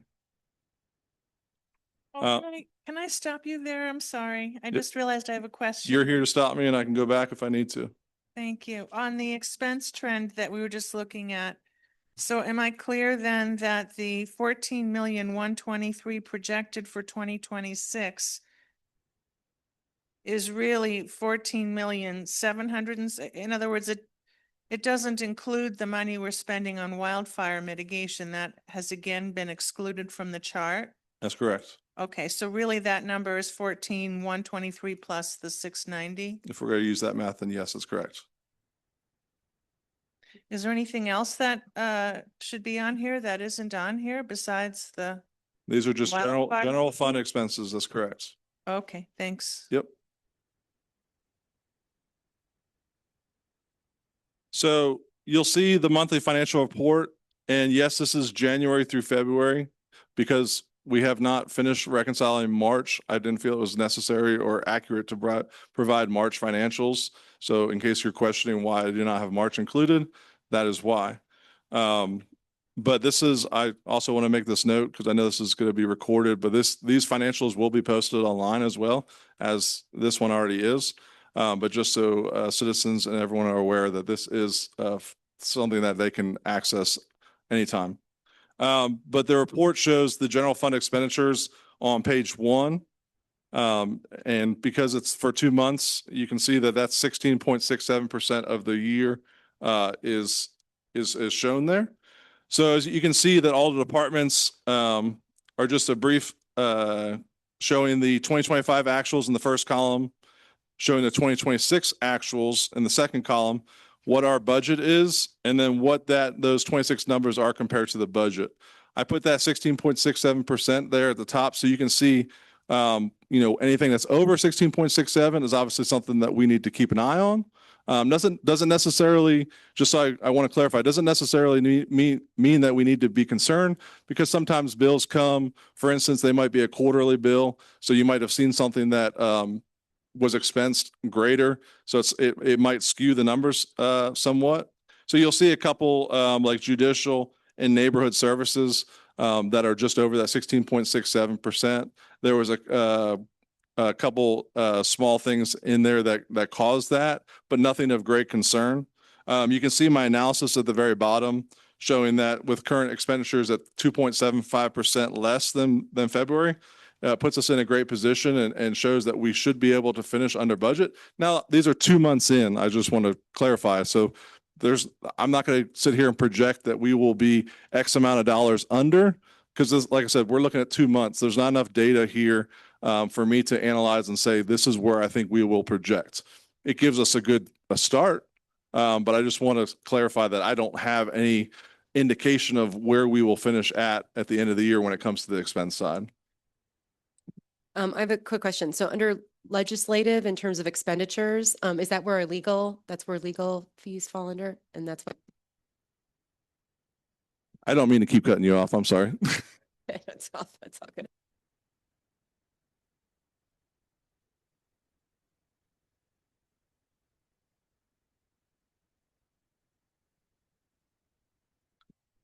You're looking for this? Okay. And then on the flip side, you'll see the revenues. This is on the sheet, by the way. I think all the council should have this sheet. But if you're wondering what I'm referencing, the revenues are very tough right now. And I know I made a brief note here at the very top of the page because I don't want anyone to start panicking. Then they see the bottom line number at 5.82%. A lot of the tax money that comes in, I just want to make sure everyone's aware and my mic's on so everyone hears this. A lot of tax money that comes in, especially for January, has to be put in 2025's fiscal year. I believe we're all aware of this. I just want to make sure that not only the council, but citizens are aware. So you're going to be like, why is sales tax so low? And like I said, January money that comes in is going back to December or November. Same thing with a lot of February funds. So you're really only going to start seeing those revenues start coming in March that are actually allocated for 2026. So obviously I don't like showing the revenue for January through February because it doesn't look great. I just wanted to make sure that caveat was aware that like we are getting money, but like I said, it's being put back to 2025 where it belongs, just because that's the proper way to account for it. Does anyone have any questions in regard to the financial report or anything that was just discussed? Yes, Counselor Wolf.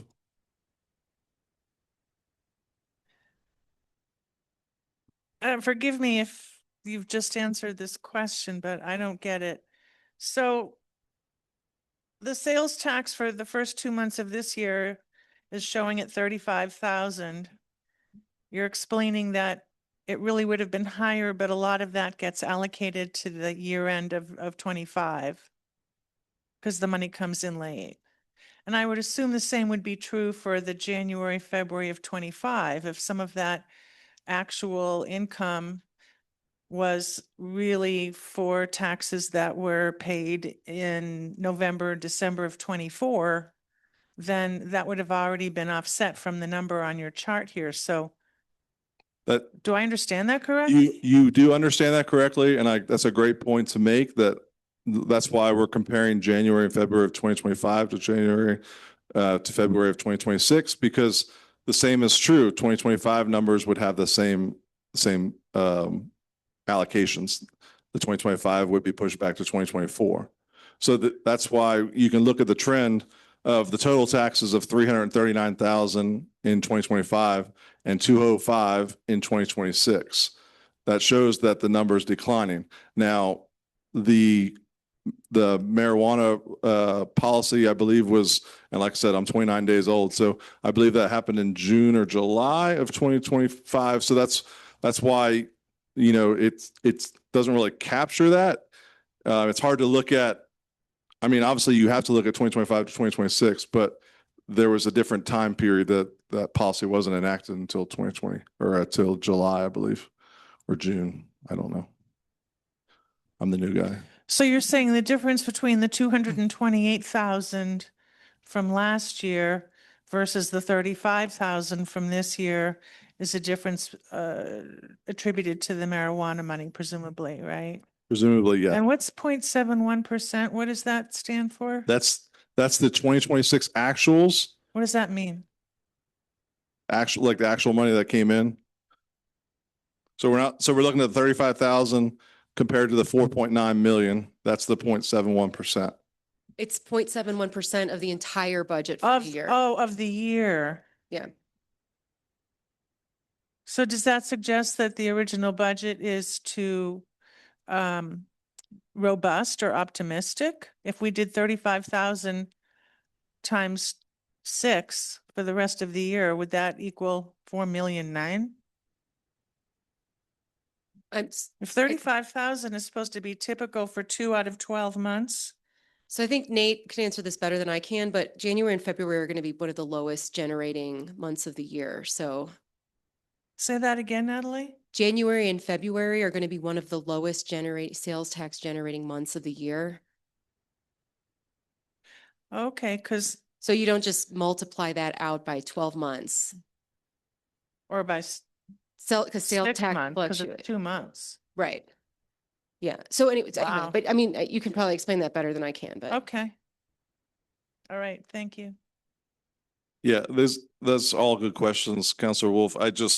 It's hard to compare. Like I said, I think Mayor hit it on the head. It's January and February are definitely the lowest months. And then obviously that's, since we haven't really collected the money yet, we start seeing that money from the state middle of March. So that's to account for January. So it's not properly allocated here on this chart, and it's hard to just take 35,000 and times 6 and say we're going to be well short, because we're not. Any other questions?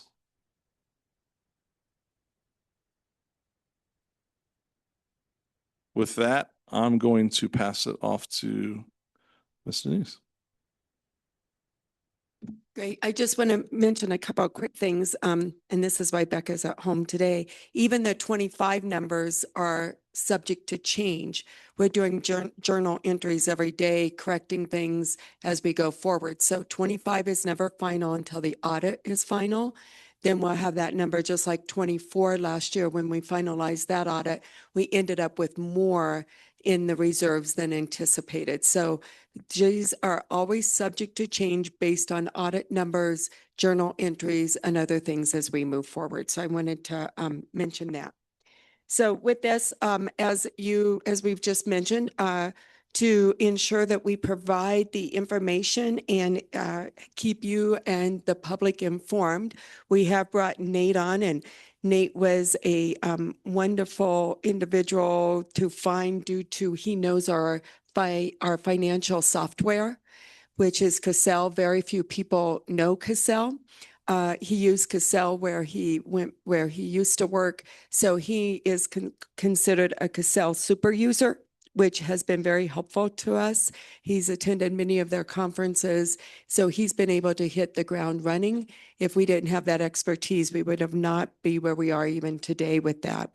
So Nate is now taking over basically all the budget aspects of it. And Becca is doing the audit. We're focused really diligently at trying to get this audit completed on time, which is July. So then we have a very clear number of what we end 2025 with. So she's focused on that. Nate is running the day-to-day operations in-house and taking care of budget. So that's how we're doing this at this point. We will be providing monthly updates to you. You've seen Nate's new monthly reports that you will be getting every month that will be online. And then he'll be coming the third Tuesday of every month, just doing what we did today, going through this, having you answer questions, et cetera, so that we can keep everybody informed. You bet. There's something else I don't get. On the bottom of this chart, the general fund revenues that you handed out, for last year, administrative support was 51 grand. This year, it's about 297 grand. This is revenue we get? Can you explain? A majority of that is transferred over that 1.5 that's transferred from the mobility and parking is captured in this administrative support. So that's 2 months worth. So Oh, so 297,000 so of for that, the first 2 months of the year was transferred into the general reserves from the parking enterprise? well, 2.5 or sorry, 250,000 of that was, and then there's other funds as well that transfer, but that's Other funds that are transferring from outside of the general fund into the general fund? I'd have to look and see what they are. I don't know if you know. Yeah, administrative services is with the enterprise. So for instance, when we'll transfer funds over to help cover some of Becca's salaries, et cetera. So that's how you do it. Instead, some people call it a PILT, but we call it administrative service transfer. So you do a certain amount from the enterprises transfer over to help cover some of the cost. So that's yes, all of Yes. this money is from outside of general fund coming Outside of the into general general fund, Yeah. not an interdepartmental No, transfer. right, correct. Thank you. And then what is the income expected for 45,000 for committed assigned revenue? What does that mean? Where does that money come from? The revenue. I can pull a detailed report of what that comprises of. I don't have it in front of me right now. So I feel like without Becca here, I'd be speaking out of turn, but I can get those numbers for you if you'd like. And what that, like I said, what that, Well, when it says committed, it's still part of the general reserves. It's not committed as in like from the water enterprise fund. Is that? that's am I correct. That's correct. Yes.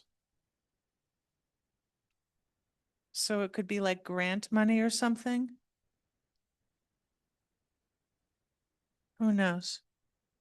Okay. Yeah, he'll get us that info, which I think is great. Carrie. I thought of something last night in the middle of the night, when I was up checking on my sick dog. You know what would be helpful, I think, also would be to see a chart with a graph of the reserves over time, a historical chart maybe 15 years back. I'm just curious how our reserves, what we've held historically, where we've gone. We see 8.8 in reserves for last year, but I don't know, is that high? Is it low? What did we average? I'd be really curious to see it. Can I? We can get that to you. I'll just give you, I have a working spreadsheet that we're working on, just a brief update. In 2014, our total tax collection was 2.6 million and our year-end reserves was 1.4. So we've stayed at pretty much 2 million until 2020 in reserves. But we'll get you all of that information and the detailed information with the sales taxes you mentioned. We have that data. I'm sorry. Oh, go ahead.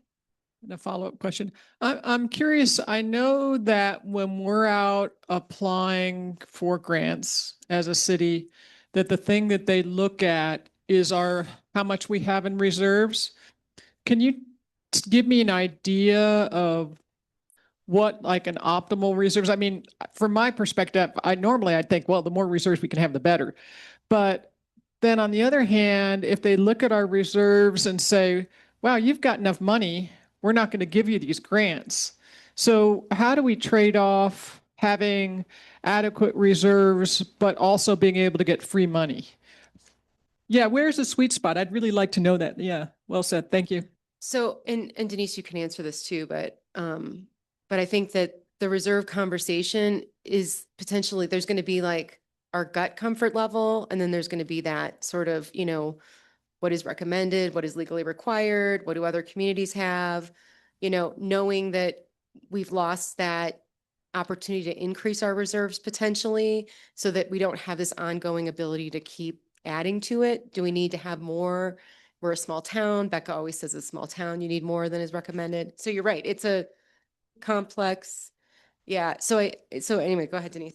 Yeah, it's a really, I think your reserves, the general operating recommendation is what, 2.5 months or something like that? Yeah, they usually say, Oops. no, you're good. They usually say 2 to 3 months is recommended. Obviously you can run the numbers and look at expenses and figure out 2 to 3 months. That's what's recommended. I agree. It's everyone kind of has that sweet spot. In my opinion, when we're looking at reserves, it's not necessarily, at least for this meeting, I'm not looking at the reserve number. I'm looking at the trend. So like I'm looking at 8.8 to 6.4. Okay, that's not a good trend. So like, how do we balance that to where whether the number that everyone agrees on is 5 or 6 or 7, like, are we staying consistent or are we constantly pulling from it? So that's where I think it's the point of this meeting, at least I would think the point of this meeting is, let's find that spot, but let's, like I said, 6.4 that we're projected to be at the end of this year might be a great spot for us to be at, but like, we can't go to 2027 and be down to 4.8 or whatever that number is. We have to see the trend and say, okay, we need to level this out. May I ask a question along the standard, 2 to 3 months reserve? From my understanding, and correct me if I'm wrong, that percentage is based on when markets are pretty stable.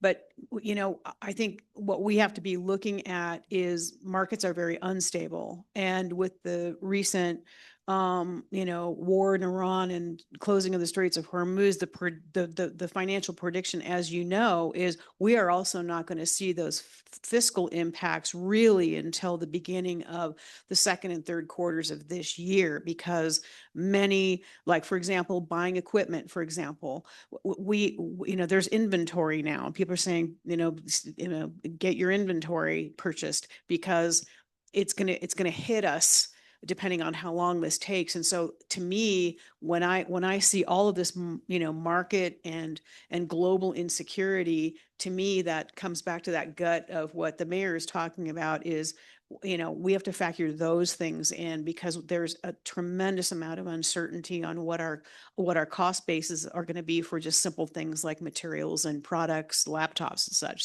So is that, am I correct? Sorry. No, back and forth. Your turn. No, No, no, I agree with that sentiment. I think we're in it's definitely an unstable market. I mean, we know here is it's a tourist town. We're relying on people to come out, but we're relying on people to come out right now. A lot of places have fuel at over $4 a gallon. Are people going to still make the trek out here to spend money in Manitou? So yeah, we don't have a very stable mindset, and that could change very quickly. But like right now, we're gearing up for the summertime, and I know I have family in Florida, and I know the gas there is still over $4. Would they come out with gas over $4? Like I said, the war in Iran, there's a lot of things going on that so it's hard to just say, as long as we're at 2 to 3 months, we're good. I don't know if that works, like you said, in a stable environment. We're not in a stable.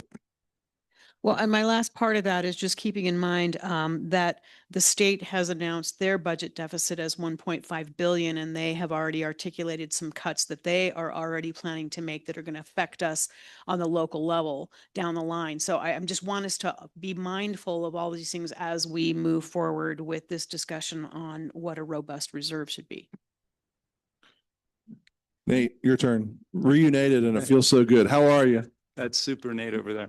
So thank you, first of all. Jumping into this 29 days in is impressive, and I appreciate some of the improvements that you've already been making. So just to build on what Councilor Carey had mentioned around the time series, the historical trend data with the reserves, I think it'd be interesting to know what periods we've actually tapped the reserves. And then more broadly, I think for Denise and yourself is to think about sort of our budget philosophy around when, where, why to actually use reserves. So I think it's worth reminding, because I get concerned that this idea that we're tapping reserves will become sort of a normalized thing. And I don't think we want that, but that's really the philosophy that I would look to you and Denise to set. And you have prior experiences in other municipalities. So the broad question is when to tap reserves, how we think about it. Is it unusual? Is it standard operating procedures, et cetera? So. Yeah. Councilor Wolf, you have a question? Was the projected revenue for 2026, were those numbers collected presumably before the war in Iran was started and before all of this concern about inflation as a result? Yes. I mean, my knowledge. This may be a bit rosy compared to reality. They may be, but like I said, it's hard right now, and it's once we gather more data from March and April, it's hard to look at this and say we need to be on panic mode and reduce our revenues, because I don't think we're at that position right now. But you may be right. They might have been painted a rosier picture at the time, but we don't know. And like I said, we don't know what the tourist season is going to look like here and where we're going to position ourselves here in a few months. Julie, just to answer that a little bit, I've been reading a lot on the Wall Street Journal and Washington Post about, they're talking about tourism and, how this war is going to affect things. And one of the things they're saying is most of the tourist dollars are projected now to stay in the US because people are going to be afraid to travel, one, outside the country, and because of the cost of planes, plane fuel, that people are going to be doing more road trips. So that might actually help us. The other comment I wanted to make is that the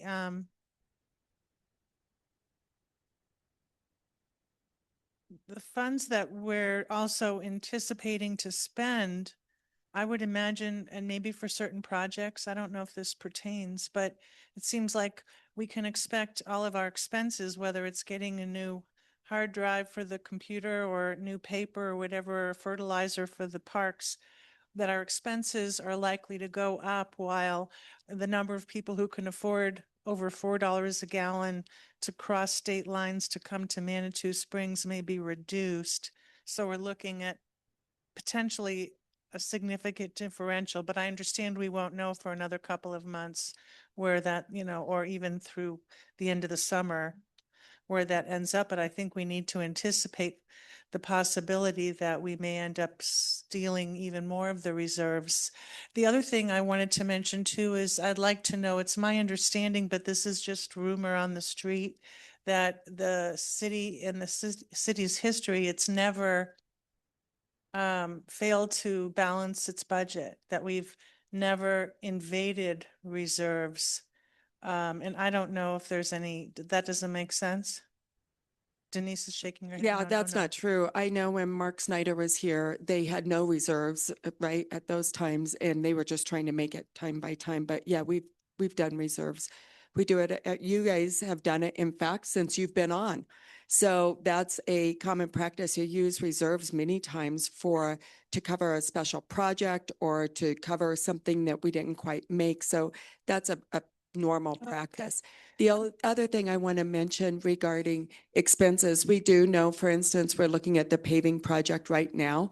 We're probably not going to pave as much as what we anticipated, but we're not going to go over. We're going to say, this is our budget. This is what we were allowed to pave per PPRTA, and this is what we'll bring to you then. We're also purchasing things now. So, computers, all of those things we're trying to purchase now before prices go up. The best that we can do is manage those things. The good thing is with fuel and other things, we're a small town and we don't do a lot of travel. So that helps with the fuel cost. We'll see some impact, but it's not going to be huge in that area. So there may be things that's going to go up some, but we're really trying to keep that to be a minimal impact at this point.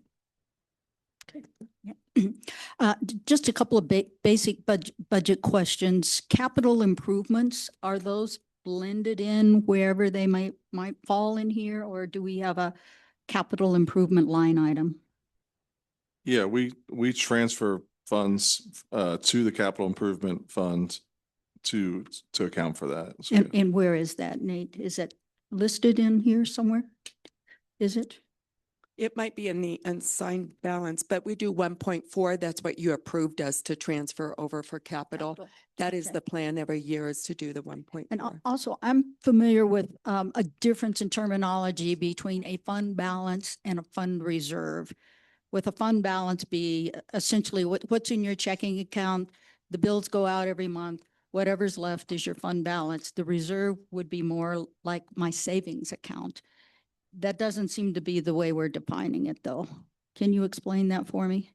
Yeah, as far as I mean, my explanation is that that's kind of the extra money that is sitting. So I guess that would be like the savings account for. But it is invested, right? Yes, it is So- invested. Yes, gaining interest. That's correct. Okay, so the two are essentially the same. The two, I guess we would say, are the same. Okay, thank you. We try to keep as much money as possible in the investment account. And then if we have to transfer money over, we will do it. But we want as much there as possible to earn every penny that we can on those funds. So what's transfers out? I believe that some of that is money towards the capital projects. I can that's another thing, I can get the detailed list for you to see what makes up that. But I believe that those transfers out would include things like the capital improvement fund. I can give you a detailed list though. Yeah, I mean, I know this is just, yeah. goes to the website and they're not here to be able to ask you questions and they're looking at transfers out for over 200K. The transfers out, Not it's a useful terminology. There should be something in parentheses or an asterisk or something so that we have better transparency here. we can definitely add that, and that is the capital. That's the 1.4 million that you approved for capital. So we can put that in parentheses there, that goes into the capital line item. No, this is great. And like, I love the idea of the asterisk because I think that's the point, is that as we move forward month to month, we create the financial report that we need, but also that the community needs. So these are great questions. Yeah.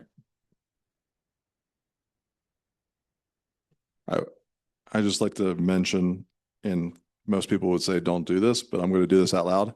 Nmoore, Moore, at ManitouSpringsCo.gov. If you have questions, please email me and I'd get back to you as soon as possible. Most of you, well, maybe you don't know this, but I like to respond within 24 hours, and that goes to citizens or council members. Please ask questions. That's what we're here for. I have one more, and people have asked me if we have a person 100% on the audit, that is a new, it's not a new position, but has the demand for what is required in an audit increased? Is that the rationale for doing that? I think, and Denise might have a better answer, so she can cut me off and turn off my mic. But I think it was more because of last year having only 2 people in that department.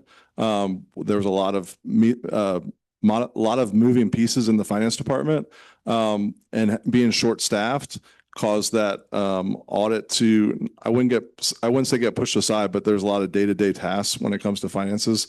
So now that I'm in town, and I have the finance director experience working for another city, I'm able to kind of just help out so Becca can focus on that.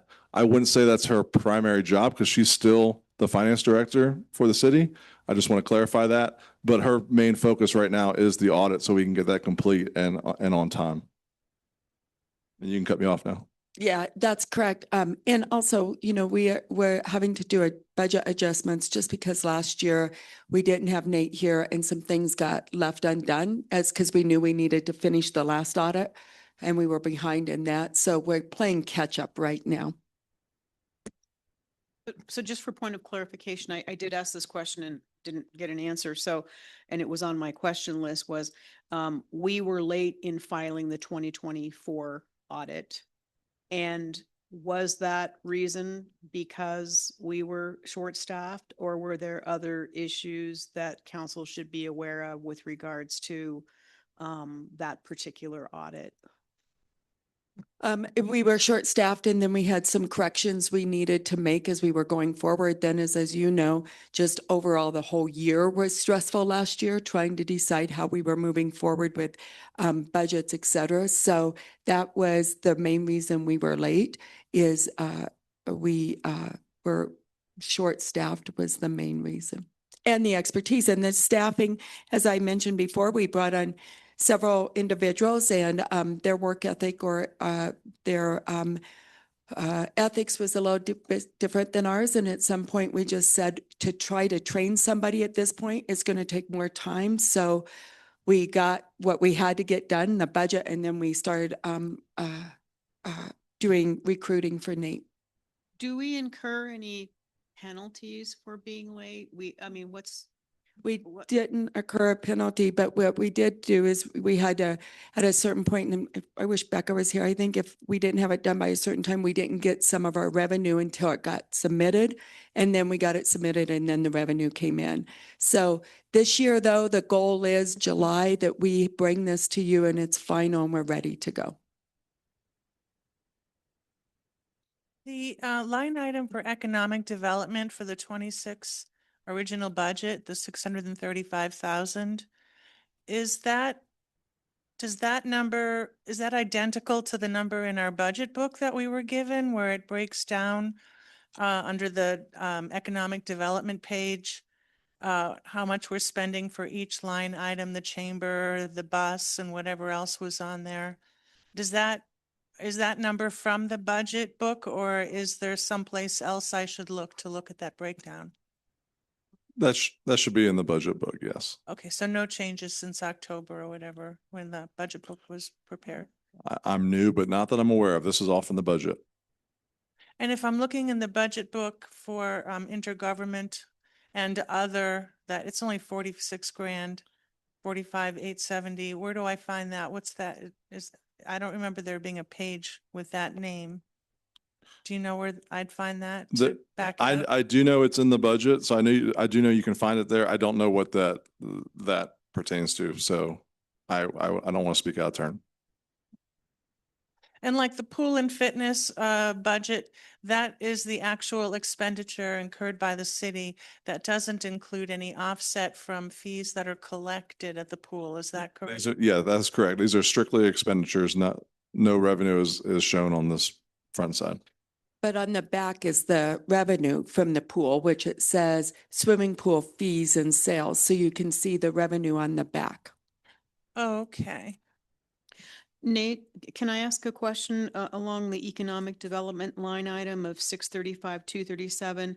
I'm assuming that reflects the $25,000 cut that was made in 2025 at the May 3rd meeting when we agreed to reduce the chamber budget by $25,000. For 2025, but 2026, you did not decrease it. Yeah, yeah. But 2026, you did not decrease that. You kept it at the amount. You did not do the $25,000 decrease.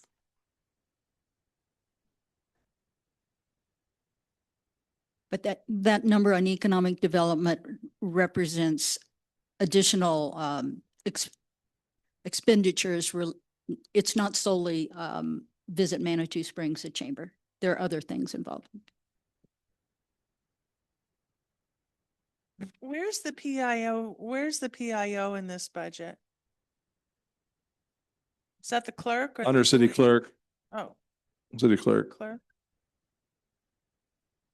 And how many employees are in the city clerk's office? Including the PIO? There's more than one and less than, I don't know. I don't. Elena, please state your name and your position. Elena Krebs, city clerk. There is 5. So myself, deputy city clerk, court clerk, PIO, and ADA coordinator. And how much do we pay to the ADA coordinator? Like 100K or so? I'm not sure I can get that number. I just noticed that the state is cutting ADA coordinators as part of their budget trimming efforts. And so I just thought that was something that we need to look at as well. But I guess we're not allowed to talk about that today, just for the record. When I asked to have a budget meeting, when we were promised that we would have a budget meeting to actually go line by line through our 26 budget, back at the end of 25, we were guaranteed that we'd be able to do that in February of 2026. And I kept asking for that meeting to get scheduled. It finally got scheduled today. And then we received an email from the mayor indicating we are not allowed to discuss any potential cuts, to which I object, just for the record. Thank you. And just to clarify, we discussed as a council that we would wait until after the survey came out because we had heard from the community that they wanted input on how we coordinated moving forward with the budget. And so the request was that if we were to make cuts prior to the survey going out, why would the community participate in the survey?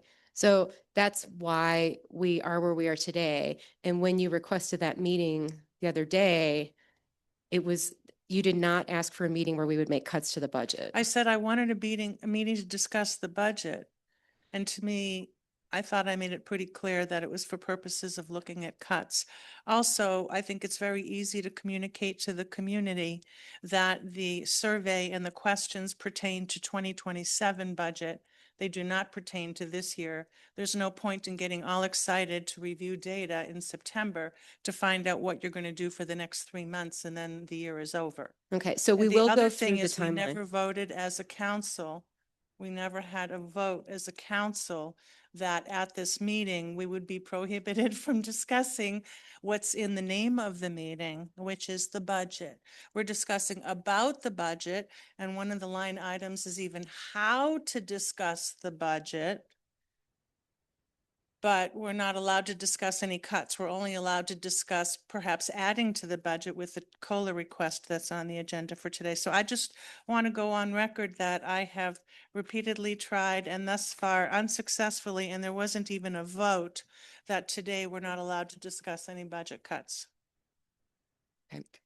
I would like to just say that I hear your frustration, and I was there with you last October. I think the two of us were very blindsided by how that ran. But at the end of this meeting, I would like to propose an idea that might be a solution going forward. I just want to put that out there, and it's not on today's agenda, but I'd like to discuss a possible solution to that.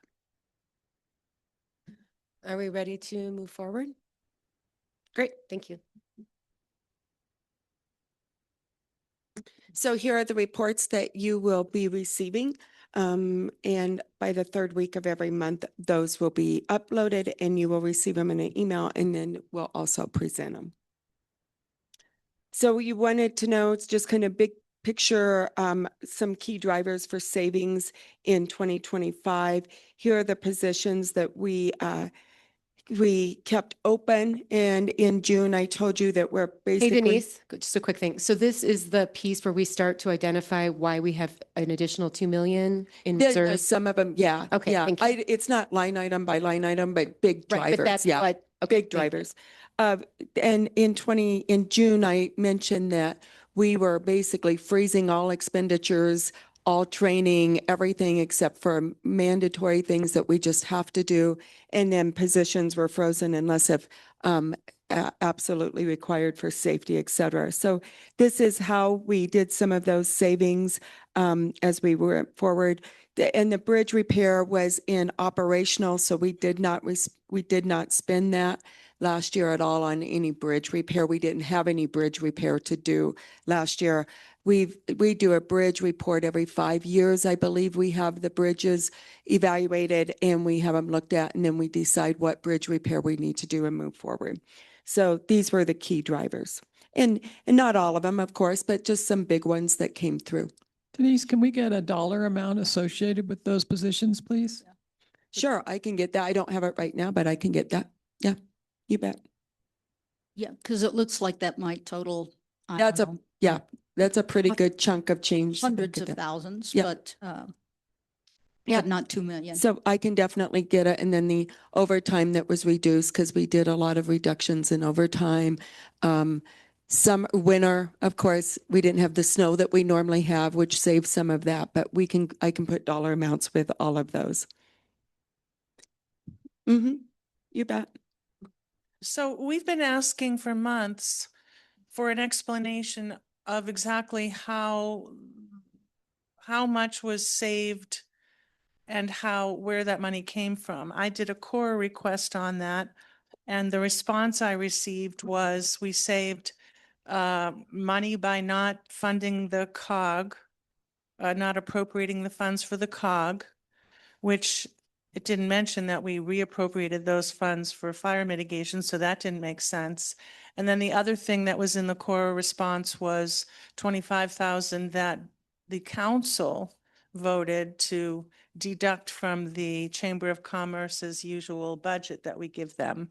It certainly didn't add up to 2 million. It was added up to about 700,000, even though 680 of it didn't make sense because we still spent that money, allocated that money to be spent, but it was used for fire mitigation instead of the COG. Now we're told, but we were previously told it would be a $4 million shortfall. Now we're told it's only a $2 million shortfall. We asked for a detailed explanation on how that makes sense. The chamber is asking, what's going on with the city's budget? This makes no sense. Why aren't you guys getting answers? Why aren't you? They're perplexed as well as we are. And so here we are finally at this meeting, and we're given an explanation about something that doesn't come close to $2 million. What I'm looking at So here. quick thing, so Even if the positions in finance, parks, clerk, and public services and overtime are significant, it's not going to be $2 million. So I would very much, again, like to reiterate for the record that the council has not received a response to its very reasonable question on where these alleged savings came from. So And I would like us to get that answer sometime before the next 2 years is up when I'm no longer on council. I have no idea when we're going to get it, but we keep asking for it. And we're told again today by the city administrator that, oh, I'll get that to you. So please get that to us soon. Yeah, and Denise is The about to numbers do are that, there. There's right? no reason that you won't disclose it to us. You must have the information in your files. Oh, and just one more quick thing too. Just so you know, you were confusing the 2026 budget and the 2025 budget in terms of the fire mitigation money. So this is looking at 2025. The fire mitigation money was allocated for 2026. So just to clarify, I appreciate the clarification. Thank I you. still want to know where the 2 million came from. I do appreciate that. So it wasn't a total of 2 million. Remember that we got a higher number in revenue than anticipated, and then we saved about 1.1 million. You got a report on March 18th, 2026 at 11:35 that showed exactly what each department saved. So you got that detailed report in an email that went through every department and the savings per department. So we can, if you want more detail than that, we can go through it by each department of where they saved, like police saved 139,000, came in under budget. We can do that, but you did receive this detailed report on that date. And what was the total on there? I don't have the total at the bottom. I'll have to look at it and see, but the total revenue, it showed the revenue, and this was on that date as of March. As I mentioned before, these change, but I can give you I don't have it totaled up right now. But you did I think receive that would be this. helpful. The community is asking about that too. It's not just the chamber. The It's community wants an online. explanation. It's online. Yeah, so well, you I've can been look at that. online too, but if there's no totals, if the information is just sort of given in this splat of numbers, I'd like to see some numbers that back up, because the community was told we saved 2 million, we saved 700. I would like there to be some clarity. That would be great. And we'll look at that. I don't think we've ever said we've saved 2 million in the budget. In the budget meeting, I think it was 1.1, if I remember correctly. I'd have to go back. Well, but I I'll guess the reason I'm saying that number is that we were told by staff before the 2A started that we were going to be short 4 million.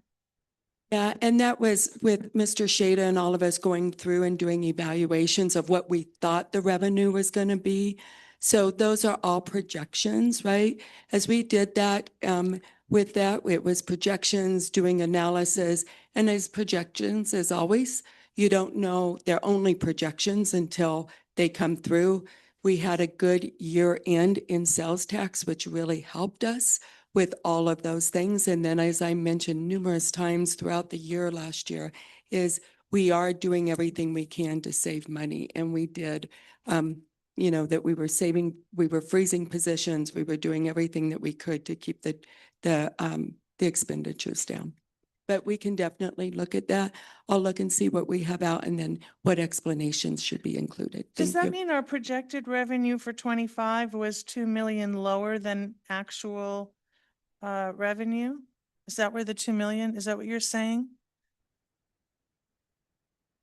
I do know that Becca typically says that she keeps the budget very conservative. And so I think that typically, and I think if we were to look at trends, as Carrie had suggested, that we do typically end up with more money than we anticipated. Again, because we're a small community. So I think that is also something that we can maybe look at and say, we'd like a budget maybe that isn't so conservative and is maybe closer to being a little more accurate. That could be a request that we make moving forward. Well, I just want an answer. I just want to know, did we project it 2 million, were we 2 million off, or was it really not that much off? Because if a good part of this savings is not really cutting the budget, but because our projected income was off by 2 million, that would be very informative. But we just sort of get these comments thrown out. Oh, I saved so much money. I had kind of a hiring freeze and, oh, we made a little more than we thought. I'd like to see some hard numbers on what the projected 25 revenue was. It shows in here what the actual revenue was. But just to try to make sense of the significant discrepancy in the numbers we're being told, that would be helpful. Yes, thank you, Mayor. So I'm always a fan of good news, right? I'm not saying that having $2 million more than we thought is a bad thing, but you know what, the community relies on us to make knowledgeable, informed choices based on the information we have in real time. And when we were grappling with what we thought was a significant budget shortfall, we kind of put all our eggs in the 2A amusement tax basket, and the business community was saying, what other cuts are you making? What's going on? And so there were several of us city council members. I know I personally logged 15 hours that I spent on our budget book looking at ways that we could trim the budget, only to come to the budget meeting and find out that that wasn't even going to be allowed to be talked about. So I think there's a lot of there's some emotional vitriol here, and because at the end of the day we're the ones that go out there and have to talk to the community and tell them the rationale for the choices we've made. What I now am confused about is I would like to see now 2 years because we keep going back to 20, is it 25 that we cut this or 26? I want to see 2 years worth, 24 and 25 now going into the 26 budget, maybe even 3 years of all of the cost savings in real dollars that the city states that they have made. And I just want to tell just let the community and the business community know that, we made decisions when we made them based on the information we had at that time. And bottom line is this, what we're doing, robbing the reserve still is not sustainable. Let me put that out there in bold letters. Lastly, I just wanted to, comment on the city administrator saying we've frozen positions except for essential personnel. And I guess I'm not here to tell you that I know what's essential. I mean, I obviously, certainly don't want to cut fire and police, but we did lose a PIO officer and then another one was hired. And I'm not saying a PIO officer is not essential personnel, but I guess from where I'm coming from, I certainly would like council to get an email about, hey, this position is open. This is what this position does. Does council consider this essential? And these are the things that this person does. And if we don't fill this position, this is how much we'll save, but this is how much the rest of the staff is going to have to take on to make that happen. So to me, I'm a little confused on what the definition of an essential job is, because in my personal opinion, if we're saying to the city that we're freezing positions and then we're filling positions as they're open, that to me is disingenuous. So I would just want that information so we can weigh in on that. Thank you. And just so I know, I do believe that position was budgeted when we did approve that budget. So okay, great. And I do also know, for me personally, we put an emphasis on communication and really connecting with the community and realizing that there was a disconnect. And so that, I think, supports some of the requests that council was making. Okay, let's see. So do we have on this slide, are we okay with this particular slide? Okay, Denise, go ahead. I just want to mention that the December financials are online and we sent those to you, which gives the sales tax of how much additional money we brought in than anticipated. And as everybody has mentioned, you always you anticipate less and you hope to get more. That is how you do budgeting. You anticipate less. When we were going through the numbers, when Councilor Shada and Becca and I were working here on Saturdays trying to figure out exactly what number that would be. It's a guesstimate at that point. And then we're continuously watching and seeing. And, November, December definitely came in a little bit stronger than I think any of us anticipated due to weather, which was a great message. But we're getting conflicting information from staff. We're being told, oh, we made all these budget cuts. Even though we're undoing those cuts now because we're going to fill all those positions that we temporarily froze. And oh, but we saved all this money because we're being so frugal with our budget cuts. Oh, we don't really have that many budget cuts to show you, but oh, well, part of it is just because we got a couple million more than we expected in revenue. It's obviously a combination of both. But I think we deserve something a lot more detailed than what this chart provides, particularly given the significant amount of discrepancy in the budgets. Can I hop in real quick? My goal while I'm here is to provide that transparency and those details to you. If I'm not giving you the details that you want, please email or call me, but that's my goal. I also want to reiterate that I feel like sometimes it's like council versus us, but like we're all on the same team. We're all trying to get Manitou Springs to be what it should be and what it's going to be and what it was in the past. I think sometimes I feel like there's some like butting heads, but like my goal is to make you guys go out to the community and look good. And I hope it's vice versa. So like I'm here to present financials. If you want something back 10 years, I'll go back 10 years and I'll give you a chart. I'll give you a graph. I'm here to support you guys, but let's just remember that we're all on the same team. I think the reason you're picking up on some of that is because and I know you're new. I know. You're new, but we've been, I know, a bunch of us have been trying unsuccessfully. I even did a core request. And when I did the core request, I was threatened with, if you keep doing these core requests, maybe we're going to start charging you. Yeah. Okay. I mean, we are entitled to this information in order to make informed decisions that we're accountable. And I appreciate that you're going to help us get there because so far it's been difficult. So And I don't mean to put this in the meeting. I want you to know that when I got to Ellsworth, Maine, when I took over as finance director, talking about a blind council, they had 4 years of no balance reconciliations. 4 years. Okay. I had to come in and do that. And once I got that, the counselors all of a sudden are realizing like, oh, wow, I can actually make informed decisions. Like that's what your goal is. You cannot come to a meeting and make an informed decision when your eyes are closed or you don't have financials that you feel like are accurate. So I want you to know that like I'm 29 days in, I'm trying my best to get you guys the financials that you guys want and need. Because like I said, you cannot approve whether it's a $5,000 or a $50,000 piece of equipment or whatever it is without knowing past and what the projections are moving forward. That's my goal. I just want you to know that I'm on your team. I'm on your side. I'm going to do everything I can to present that to you. And like I said, if I'm not doing it, please email me, call me, say, hey, this is what I need. I can get it to you. I promise you I can get it to you. I just want to let you know that I'm on your team.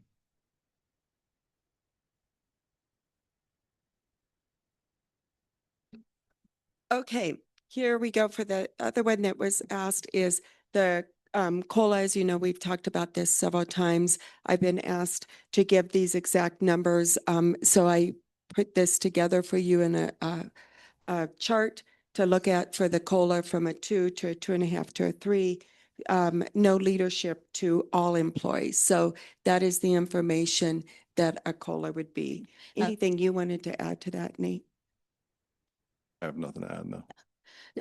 Denise, the cost of living adjustment for 2025 was 4% for all employees. Is that correct?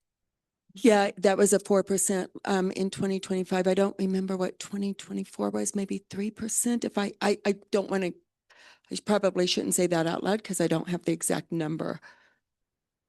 I'm sorry, what? Kelly, would you know what it was in 20?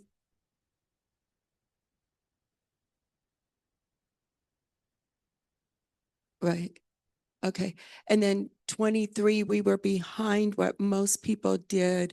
And so we made that up in the 24 was the goal. But yes.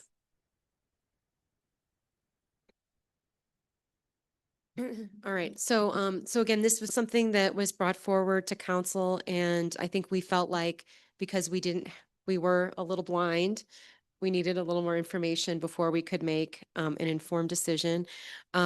This is going to come to council in a regular meeting. And so what information do we not have at this moment that that we might need in order to have this conversation and make a decision?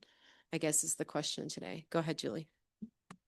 One piece of information that would be helpful, I believe, is to know what it would, instead of this chart, to compare it to another chart that looked at increasing the lowest wage that we pay people to a certain dollar amount. Say it's $20 an hour minimum to work here.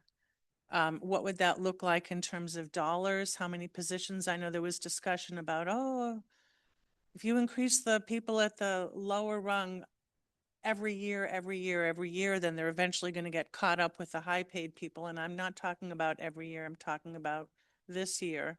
So I think it would be helpful to look at what it would cost to do that, because I'm more interested in bringing the lowest paid people up to a livable wage than I am giving them a 2% increase, which is going to maybe make a difference of $13 a month or some ridiculous thing. The other thing personally is I'm not in favor of adding anything to the budget, including a COLA or a merit increase, until we have an opportunity to discuss the budget. And by that, I mean, since we're supposedly doing that today, to discuss how to balance the budget. So I'm not in favor of increasing this if we're not going to also look at some of the other things that I have on my list that I think are real important to getting our budget in line. I'm not going to piecemeal it. Okay. But that's just me. Okay, so a couple things there. So again, Julie, your request is that we look at the bottom, bringing the bottom up. And Bob, was that his name? What was the name of the gentleman? That he had said that obviously it's more complicated than we realize, right? Because there's somebody. Well, and I do think there's maybe a little more to that as well, right? Because if you bring up that person, then the person that started maybe 2 years before, then they're making the same amount. Right. And so we kind of got to, and so I think it's a little more complicated than that, but I appreciate that that's a priority for you. And then the other piece is that until we figure out whether we're going to go for a ballot measure, whether we're going to go for cuts, whether we're going to go for, you would like us to be in a position where we're not taking any money from the reserves before we look at a conversation like this? No. I would like us to be able to go through the budget line by line and determine what is necessary and what should we be cutting so that we're taking less from the reserves. I'm not suggesting we should take zero from the reserve. Okay. I'm suggesting we should have an opportunity to evaluate what we're spending money on. Is it essential, or is this something that we want to cut? And part of that discussion is what Counselor Carey said earlier, is we need to first have a discussion about how much do we want as our minimum balance in the reserves? Okay. Because if we're going to be stealing from the reserves, we'll have zero in just a few years. So we can wait until there's a crisis, which is what most politicians do. Wait until there's only, a few months left in the reserves, and then people are like, oh my God, what are we going to do now? And then they start making massive urgent decisions, or we can plan ahead now before it's too late. So no, I'm not suggesting, when I'm saying I want to look at a balanced budget, I want to see what would it be if we live within our means. And if that seems too radical of a cut, then how much do we want to dip into reserves as long as we don't go below? Up until now, we were told up until the end of last year, year after year after year, Becca kept telling us, our finance director, you never want to go below 5 million. Then all of a sudden, now it's like, well, maybe it wouldn't be that bad if it went to 4 million. Anyway, given the fact that any little emergency that happens with our infrastructure could easily cost us 2.5 or $3 million, the reserves are important to discuss, but not necessarily zero. I just want to have the discussion, and apparently we'll only be allowed to have that for 2027. Okay, great. Kelly, do you have anything to add before? No, thank you. I just came up in case Counselor Wolf had something to ask about compensation. Okay, do you have a question?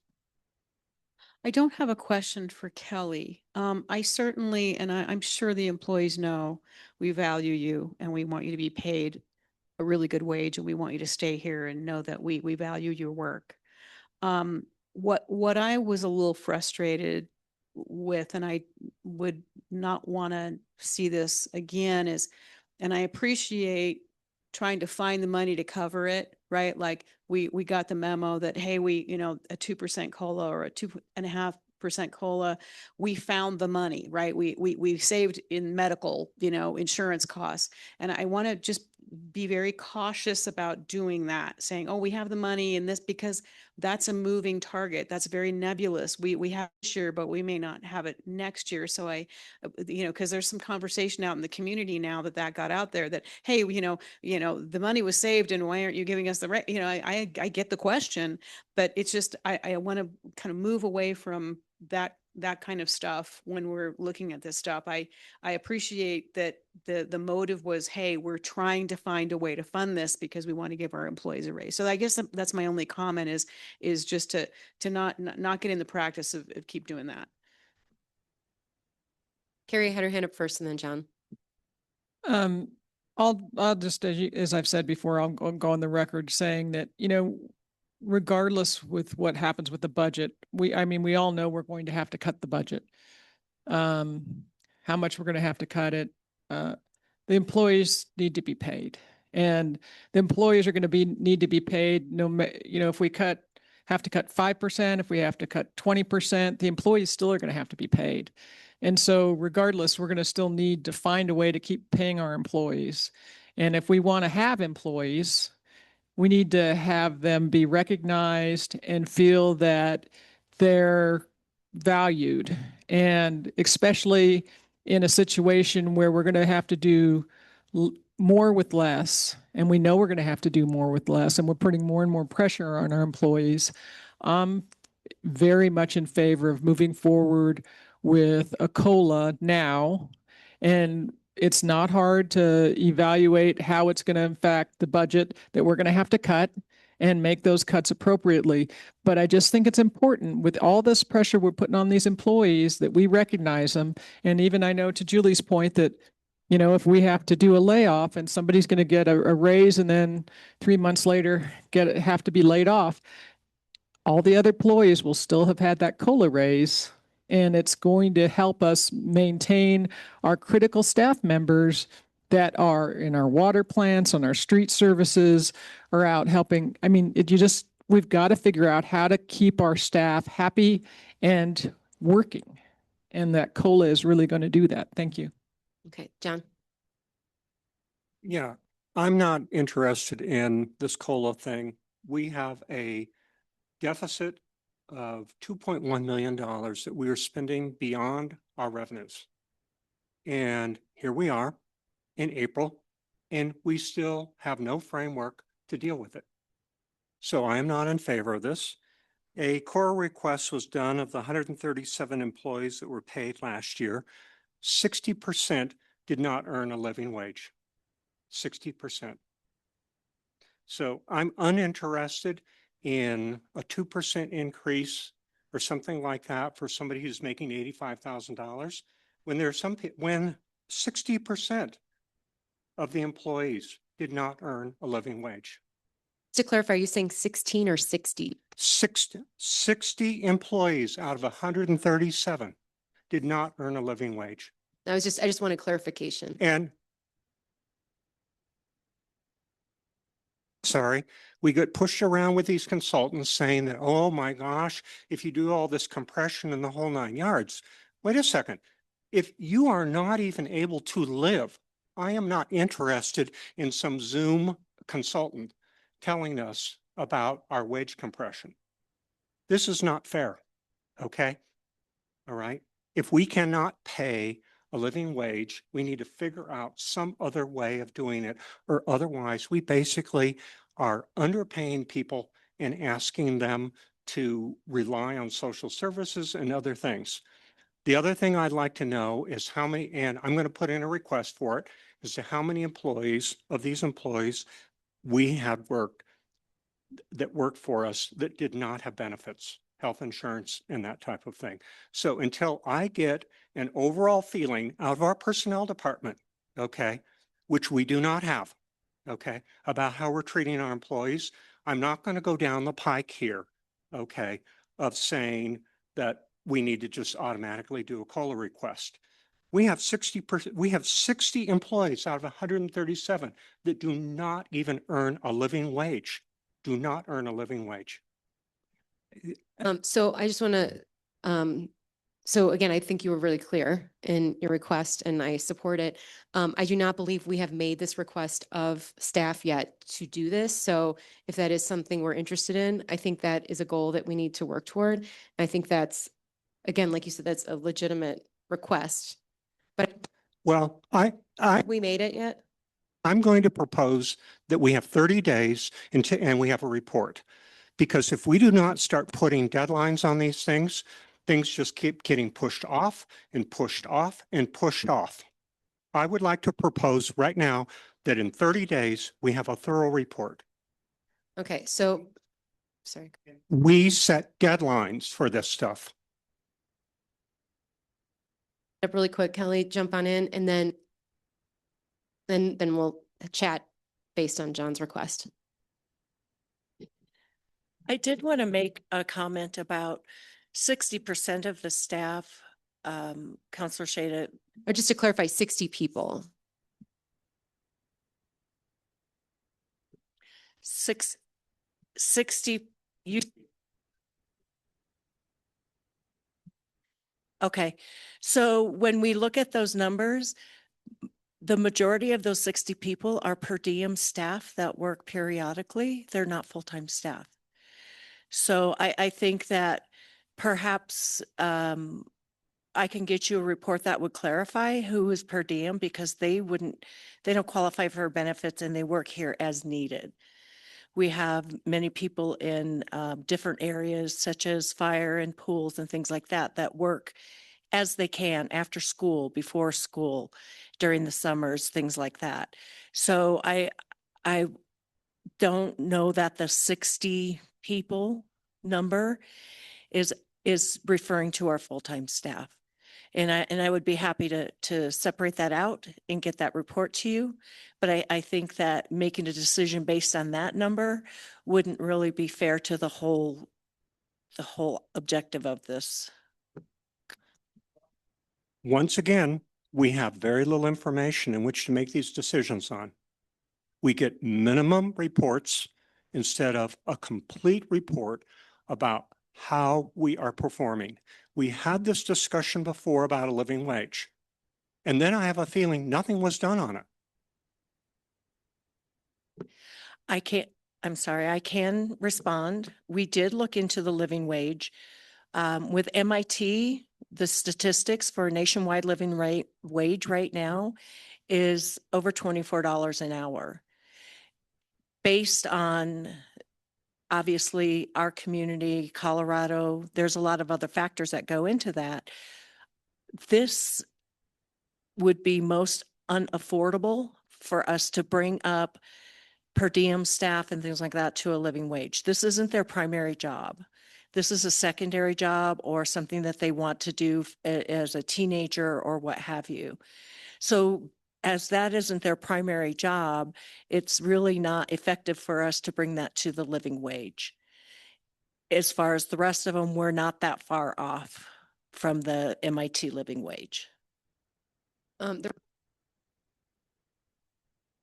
Mayor, did you have something that you wanted to?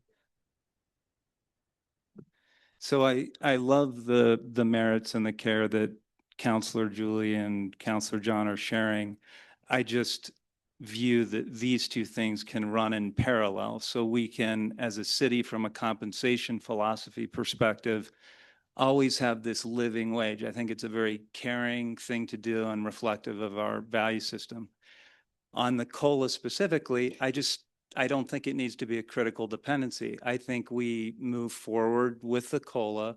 And I just want to add on to something that Councilor Carey had mentioned about it's not just our staff, in my interactions with the team, many of whom are sitting behind us, this is a really, really impressive group of people.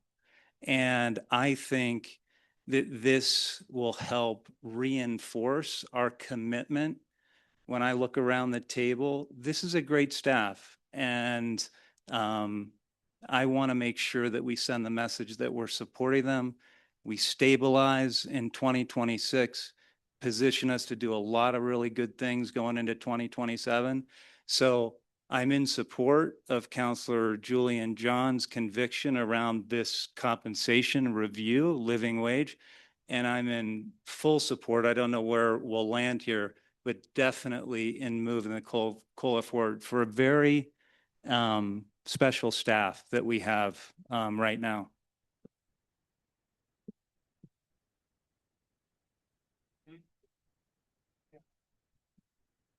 Okay, so Nate, what you just heard out of our personnel director, in which it sounds like to me she's not interested in this.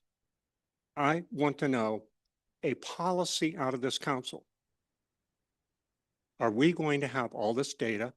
And are we going to, and I understand that we have a few incidental employees in which are just working, okay? But I know I talked to many employees last summer in which were working full-time for the city. These were not incidental people in which were not making a living wage. And I looked them up on the report that all of you guys got through a CORA request no less, about how we are paying our employees. So what I want is a direction out of this council, ordering this personnel director and our staff, okay, to give us a comprehensive report about who is working here and who is not earning a living wage. And how do we bring those people up? And what is a living wage for our area, not some MIT thing. Okay. So, and just a couple things. So one, Kelly works for us, so she doesn't ignore us. And I think we can't order her. So there's some language that wasn't fantastic there. But I do think that if we can say philosophically as a council, we want to work toward a living wage, and we believe that health insurance for employees is integral to what it takes to be a successful, healthy person in our community. I think that is the conversation we would have. Denise would then take that information and then start working toward that, because I don't believe we've given you that specific direction yet. And so I'd like to start by going around. If everyone can say, this is where we would like to head as a community, as a city, that we want to get our staff to a living wage and provide them with affordable, functional health insurance, and that we work toward that, then Kelly would know that is our philosophy and support that. And we have not done that yet. So, yeah. So Julie, yes? I was going to say, just to be a bit more specific so that staff knows what we're asking for, I think it would be helpful to know in this disclosure which, how many positions are not full-time? And what is it? Do they work 3 hours a week for 3 months during the summer as a lifeguard? Or do they work 23 hours a week year round for the city? So that we can evaluate the extent to which the employee is involved, or if it's an independent contractor, that would be different. But how, the extent to which they're working for us, so that we can take a look at, and then to indicate with an asterisk or some kind of something, anyone who on this list who works less than 30 hours a week is not entitled to health insurance, or 35 hours a week, or whatever the rule is here, so that we can see what is going on with our staff, how many people are in this category of not earning as much as perhaps some of us think they should earn. And then we'll have the data that we need to have an intelligent discussion about it. And after all that, if people decide, no, we just want to leave it the same and just do a COLA, that's fine. But we still are entitled to, I think it would be helpful to have that information so that we can deliberate with some data. Excellent. Okay. And then just with that, I am going to ask about the COLA separately. So I'm going to treat them as two separate conversations. But John, we know how you feel. Carrie, are you supportive of the Yeah, living? I'm supportive of the COLA, and I'm also supportive of a separate analysis and a thorough discussion on a living wage. I And absolutely. health And health insurance, depending on, it's going to be an hourly thing. My experience has been 35 hours a week, but And whatever. And the fiscal impact of all the variance that can happen with that. Is it, do you want to make it offer insurance at 30 hours, 35 hours, all those things?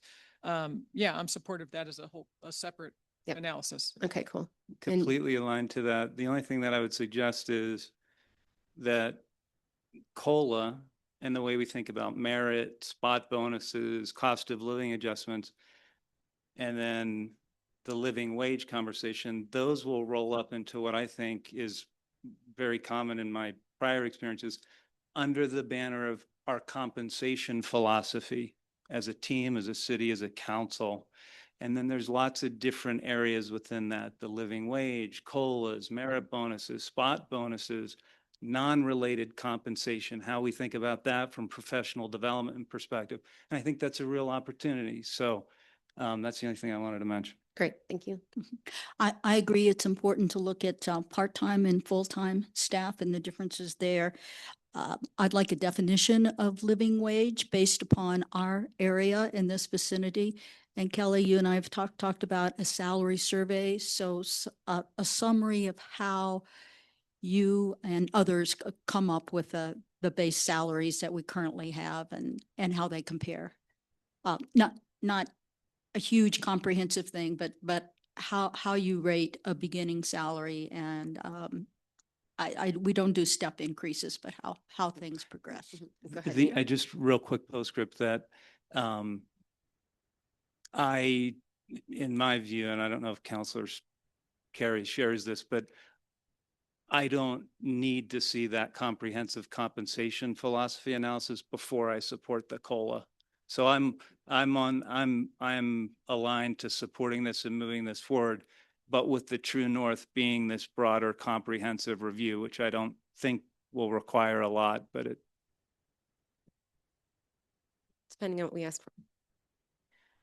Yeah, I support looking into all of that and getting a broader understanding. However, for today, I'm very budget oriented today. And I would like to really segue onto what Councilor Storm said, because she hit the nail on the head.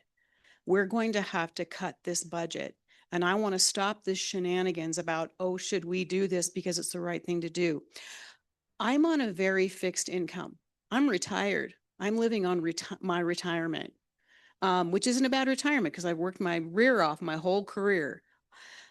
I also get a $200 stipend from the city, but by the time I pay for all of the things I need to be here, my phone, my gas in my car, all that stuff, my printer, paper and ink at home, it probably costs me to sit here. So I know how a budget works, right? I put gas in my car recently, filled up my truck with gas. And what happened was I had to look at my budget, which is a pretty fixed budget, and go, what am I not going to be able to have this month? A dinner out maybe, or that piece of clothing I want to buy. So it's a trade-off. And this right now gives us an opportunity to do what we're supposed to do every October. I support a COLA increase. But today, if we say, for example, I support a 2.5% COLA increase retroactive to January 1st. You know what we have to do today? We have to decide what we're going to cut today for $110,000. Are we going to say today, yes, we are going to give our staff, all of our employees that are non-leadership, a 2.5% COLA increase, and what we're going to have to do today is probably cut a full-time employee somewhere. I'm willing to have that conversation today, but that money has to come from somewhere. As Shada said, we are running a deficit that we cannot sustain. Yesterday, I just want to put this out to you. I did a Zoom meeting and I attended the CML conference on what budget cuts the state is thinking about. $46.7 million in severance cuts. You know what that is? That's water projects. 130 million from Prop 123 and on that are going to trickle down here. So not only do we have to buckle our seatbelts and get our budget balance, but we are in this time of, you know, global craziness, but we will be affected by those cuts. And so I know our employees go, well, we want you know, we want a raise, but I don't think there's anybody out there that says, well, those council members, they are so not fair. Because at the end of the day, if we can't balance our budget, that's on us. And so I'm willing to have that conversation today. I'm willing to do that if the rest of council is willing to do what we're supposed to be doing and say it has to be offset with not this year's medical, you know, insurance increase, but something that's, you know, sustainable. So I'm willing to do that. Great. Okay. So I'm also in support of us moving toward a living wage and looking at health insurance and really looking at maybe opportunities we have as a community to offer something that's creative and unique and maybe more expansive, that things that we can do that other communities maybe can't regarding health insurance. So I'm excited that we're there. So you have that direction from council for that, which I think is great. We had a request to have some of this information in 30 days. I don't know if that's realistic or not, but you think we can do that? Okay, excellent. That's great. Okay. All right. And then next up, so we have the COLA up here. So that's a request that came to council. And again, we've had feedback from some folks regarding that. I do believe that we have seen a significant increase in the cost of living as you've indicated. And I think maybe to say, you know, cutting a dinner or not buying an article of clothing suggests that it's, you know, that it's not, they're not making choices about gas. I mean, that we, you know, are paying their water bill. So I think we need to make sure that it's a different conversation, that it's not sort of these extras that we're talking about. So the question is, I think before all of us is, do we want to look at discussing a COLA? We would bring it to council for our next regular meeting this month, or not. And I can just tell you that for me personally, I'm in support of a COLA this year, but I would like to get to a point where it's a merit that we're doing, that's in the budget annually, and that Denise can work out how to do that ongoing so that we're not always doing a sort of a COLA, which then can again move differently throughout a city. So I think that would be my personal goal, that the COLA is just an occasional thing we do to kind of bump things up, but ultimately it's based on merit. Anyway, so Julie, you are not prepared to make any sort of a vote decision around COLA. Well, I'll modify what I said earlier to adopt Judith Chandler's position. If we cut something today. We don't necessarily have to look at the entire budget just to discuss the COLA. If I know that this money being spent on the COLA is going to be offset from something else that's already budgeted, then I'm happy to have that conversation. But I'm not willing to just say, oh, we saved $100,000 because of this new health insurance deal we got. So instead of, you know, reducing the amount that we steal from the reserves by that amount, let's just spend it on something else. Let's do a COLA. So that part wouldn't be okay. But if we can discuss an offset, then I'm fine. Otherwise, no. All right. And then John, you're not prepared. You believe that we need to look at this bigger picture conversation and that this is just a Band-Aid and you're not interested in a Band-Aid at this. Well, I think we can do, like you say, these things in parallel. Okay. A little bit of my concern in terms of with Julie's thing here is that given that I don't have a clear idea like what happened in 2025 for the so-called $2.7 million worth of savings. And let me parse that out differently. There are certain things this council passed in a budget and we expected to get done. When they didn't get done, that's not a savings. That is a program in which we appropriated money and we expected that project to get done. We continue to not have good dashboard tracking as to what is getting done and what is being saved. To be totally out of kilter by 2.7 million, okay?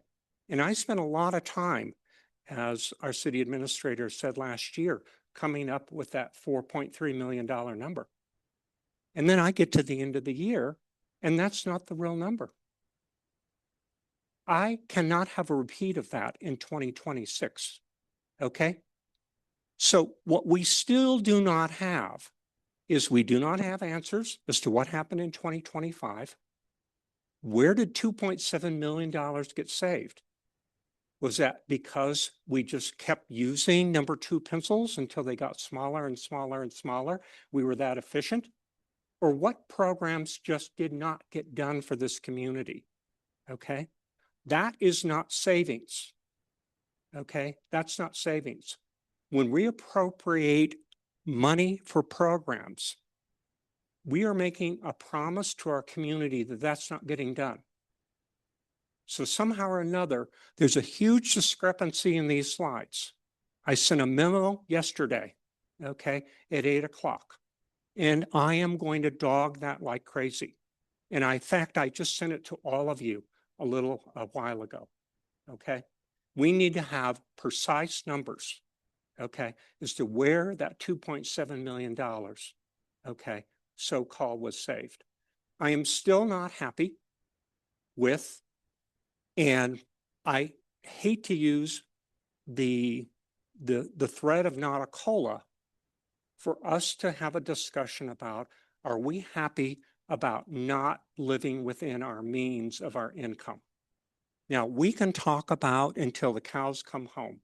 And my colleague here pestered me, okay, during the meeting, and I was pretty quiet until now. And I gave her a whole bunch of numbers on sales tax, on, you know, how much money we had in our, basically our savings account on the whole 9 yards. I think we need to have a really robust discussion about living within our means. Are we willing to live within our means? Okay. We just got an estimate, okay, from staff as to how much money, okay, it's going to cost to shore up this rickety wall on Lover's Lane. Okay. We need to even consider whether we are going to fix that wall on Lover's Lane. Maybe that section of the road needs to be shut down and turned into a trail. Okay. That's an expensive amount of money. So what I don't feel like is that we're getting structure about how to make these decisions. Are we happy? It seems like to me, it seems like we are happy to go through the end of this year, okay, rating essentially the city savings account to the tune of 2.2 million. That seems to be what we're on, just autopilot, because we're not making decisions. Then if we do that again in 2027, where are we? Then we do that by the end of 2028, and by my projections, we have nothing. So when does this all stop? Okay, when does the spending stop? And when do we start to, as a council, get some structure on this process? Okay, we keep kicking the can down the block in terms of saying that we're going to wait until the community survey happens. Wait a second, we're out of kilter right now. Is that community survey for what the community wants to do for the second half of the year? Because by the time we're done with that and the results are in, we'll have spent $1 million that we didn't have. So does that mean for the remaining part of the year? And are we even asking the right questions, okay, in that survey? My takeaway from Tuesday night was we don't even have a grip on that survey, okay? The consultant could not even answer to me in simple terms what they were asked to do, okay? So I am unhappy with where we are because we have no structure, okay? We have no structure. We have no framework, okay? We're willing to pick one of these numbers here and find it from some category. Is that from some category that is a capital expense that isn't going to accrue to this community? Or is that just going to be part of the general overhead down here at City Hall? So my suggestion is, yes, I want to go back to understand where we are with our employees in terms of having people work here. And are we, as an employment policy, doing things where we're constructing jobs, okay, in which we're constructing trash jobs that have no benefits? Because we can play the employment game of saying at this amount here, we do not have to pay for benefits, okay? We still do not have a grip in terms of how many employees look like that, okay? All right? That still seems to be something we cannot get. And I suggest we start setting deadlines on this. I suggest we start setting a deadline on how we're going to construct this and where this money is going to come from, a la what Julie's saying. Where's this going to come from? Okay. And then I suggest we figure out a way for this council to make a determination as a proclamation that we are happy spending $2.2 million above revenues. And we are willing to say to this community right now, we're going to take it out of our savings account. Because that's where we're headed. We have no structure. Okay? We keep playing games with surveys, community engagements, as opposed to just making decisions. Thank you. Great, awesome. So there was a lot there. But I think that one, we have Nate, we have a fresh start. And I don't know if we want to go back to that slide about the financial information that we'll be getting monthly, but I do believe that we do need to make sure that we are never blindsided again. And I do believe that if we are getting this financial report every month, and once we figure out exactly what each line item means, and we understand how to read this, and we get our monthly reports, we will never, ever be in a situation where we were last year. And I think that's clear, right? I mean, Denise, like what happened last year is never going to happen again. As long as we're here, I'll say never, as long as we have staffing and things don't fall apart like last year. I can't ever promise, but I can tell you right now, with the staff that we have and the plan that we have, this is what we're planning. So this is a fresh start. Yes.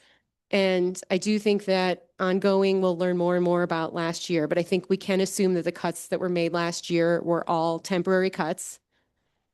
And, aside from some creative, like the overtime, those that will carry over, things like that. But you're right. So cuts, so when we talk about a fresh start, we have to figure things out, right? So again, last year, we can keep going back to that, but ultimately we have a real problem today that we need to figure out.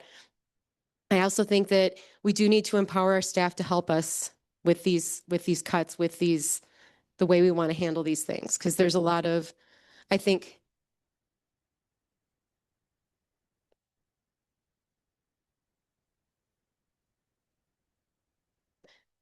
I apologize for the misunderstanding. Yeah, no, I do apologize. Yeah. To decide nothing is to decide. To do nothing is an intentional decision to leave things the way they are. If this council is happy invading, and Nate has a 1.7 million number, John has done his own analysis and gone through it all and come up with 2.2 million that we're spending from the emergency fund, whatever it is. If this council is basically saying, we know how much is in the reserves, we know how much will be left probably at the end of the year. Hopefully, we weren't overly optimistic about our sales tax and our income based on what's going on in the world. And so we'll just deal with it later. We'll figure it out at the end of the year. And hopefully for 2027, we won't be invading the reserves the way we are this year. Because if we decide that we're still not allowed to talk about it today, and we're still not allowed to talk about it until all this summertime community survey meetings have been completed, then we're deciding that it's fine the way it is. And I do believe that we have a robust reserve so that we could do it strategically and not in sort of a crisis. You can assume that, but we haven't had a chance to have that discussion. That's the problem. So, but we We're did not have a allowed to discussion. discuss it. Yeah, we did have a discussion, and we agreed to wait until after the survey. So that was a discussion that council made it. Okay, I guess I want to go on the record right now. I'm not comfortable with that decision. Okay. I didn't make that decision too. And I did not vote on a resolution to do that. This is all just manipulation of the agenda to not get it done. Okay, there was no agreement made, in my opinion, by this council where we had a vote that we were not going to deal with this. Before the survey. That's what I just said. Well, I think you're, Okay, I guess I want a decision out of this council. I want to go back to what I said. Are we going to continue pushing this rope down, pretending like we are okay with spending beyond our revenue means of 2.2 million? Okay. And how long are we going to do that for? And we keep putting these things that, oh, we're gonna wait until we get a consultant. We're gonna wait until we get a community engagement thing. Okay. All right. We right now, okay, are going beyond our means by 2.2 million. Okay. By the time we get with all this information and get into the middle of the summer, will have spent half of that if our expenses are running at a pretty steady state. Okay. So that means then for the remainder of the year, then do we just spend a whole bunch of time saying, well, okay, it was okay for the first half, but it's not okay for the second half. And so our goal is only cut a million. Or are we just okay just going for all of 2026? Seems like to me, this council, okay, at this point in time is just going to rely on last year's council decision that this was okay to spend beyond our means. And I'm going to go back on the record again. I am against that. sure, just a quick thing. And I don't want to speak for everyone, but I guess I would say, is anyone in council believing that we should do nothing regarding the budget for this year or next year? I mean, I don't believe we're not going to make the hard decisions, but. My full expectation is that we did say that we were going to go out and get community feedback, but my full expectation is post-community feedback, we're going to sit down and make some hard decisions and make some hard cuts. I fully expect to be doing that this year. Like I said, we get that community feedback. I expect us to sit down and figure out how we're going to run the city on a budget that we are running off our revenue projections. And that's my expectation. So if somebody else has expectation that we're going to run high for, the next 2 years, I don't know where that's coming from. I had an expectation in October of 2025 that we were going to have a budget retreat. And, this isn't my first rodeo. I know how to do a budget retreat. We get in a room and we don't leave the room and we wrangle and we did the hard work. How we got here was we weren't allowed to do that last year. And that's going to end. So how did we get here today? This is the third time I have opposed the direction we're taking because I'm a yes and person. I told members of city council and the mayor, I'm opposed to waiting until after the community survey because we can be doing both. Just because we want the community to weigh in, and we do, and their information is invaluable. This is our job at the end of the day. And so I wanted to do some budget cuts and proceed with the survey and I couldn't understand why we couldn't do both. And then when this draft agenda came out, I said, I'm not opposed to making budget cuts today. I'm not opposed to even, maybe we don't make the actual cuts, but we talk about it. We talk about what we're willing to cut. And you guys on that slide on the COLA, I couldn't even get council to say, yeah, you're right. If we give a COLA, we got to cut something. And so we are kicking the can down the road. And this is my 7th year. This is my 7th budget cycle. And you know, and it is so highly frustrating to not be able to do my job. And so my thing is, this is exactly what we should be talking about while we are having the consultant get us a really great, robust survey. I think that can happen. I think we can get a lot of data from the community. That's going to help us. But at the end of the day, we're still going to have to do this.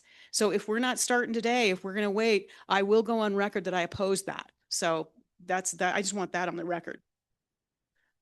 Gloria? Well, I appreciate very much this candid and frank discussion, because although Judith has gone through the rodeo before, this is my first opportunity to be a part of this budget discussion. And so I want to say a few things. First of all, I endorse every comment we've had about our positive staff employees, all the way from the people who work part-time in the parks to the high-level senior representatives we have today. I've never met anyone that I didn't think was totally competent and outstanding in some ways. I think it's really important that we do this look back to what happened in 24 and 25 and ensure that it doesn't happen again. And so I'm glad to hear that's going to happen, because it seems, I'll use the word incompetent, that we could be that far off on our estimates and expenditures.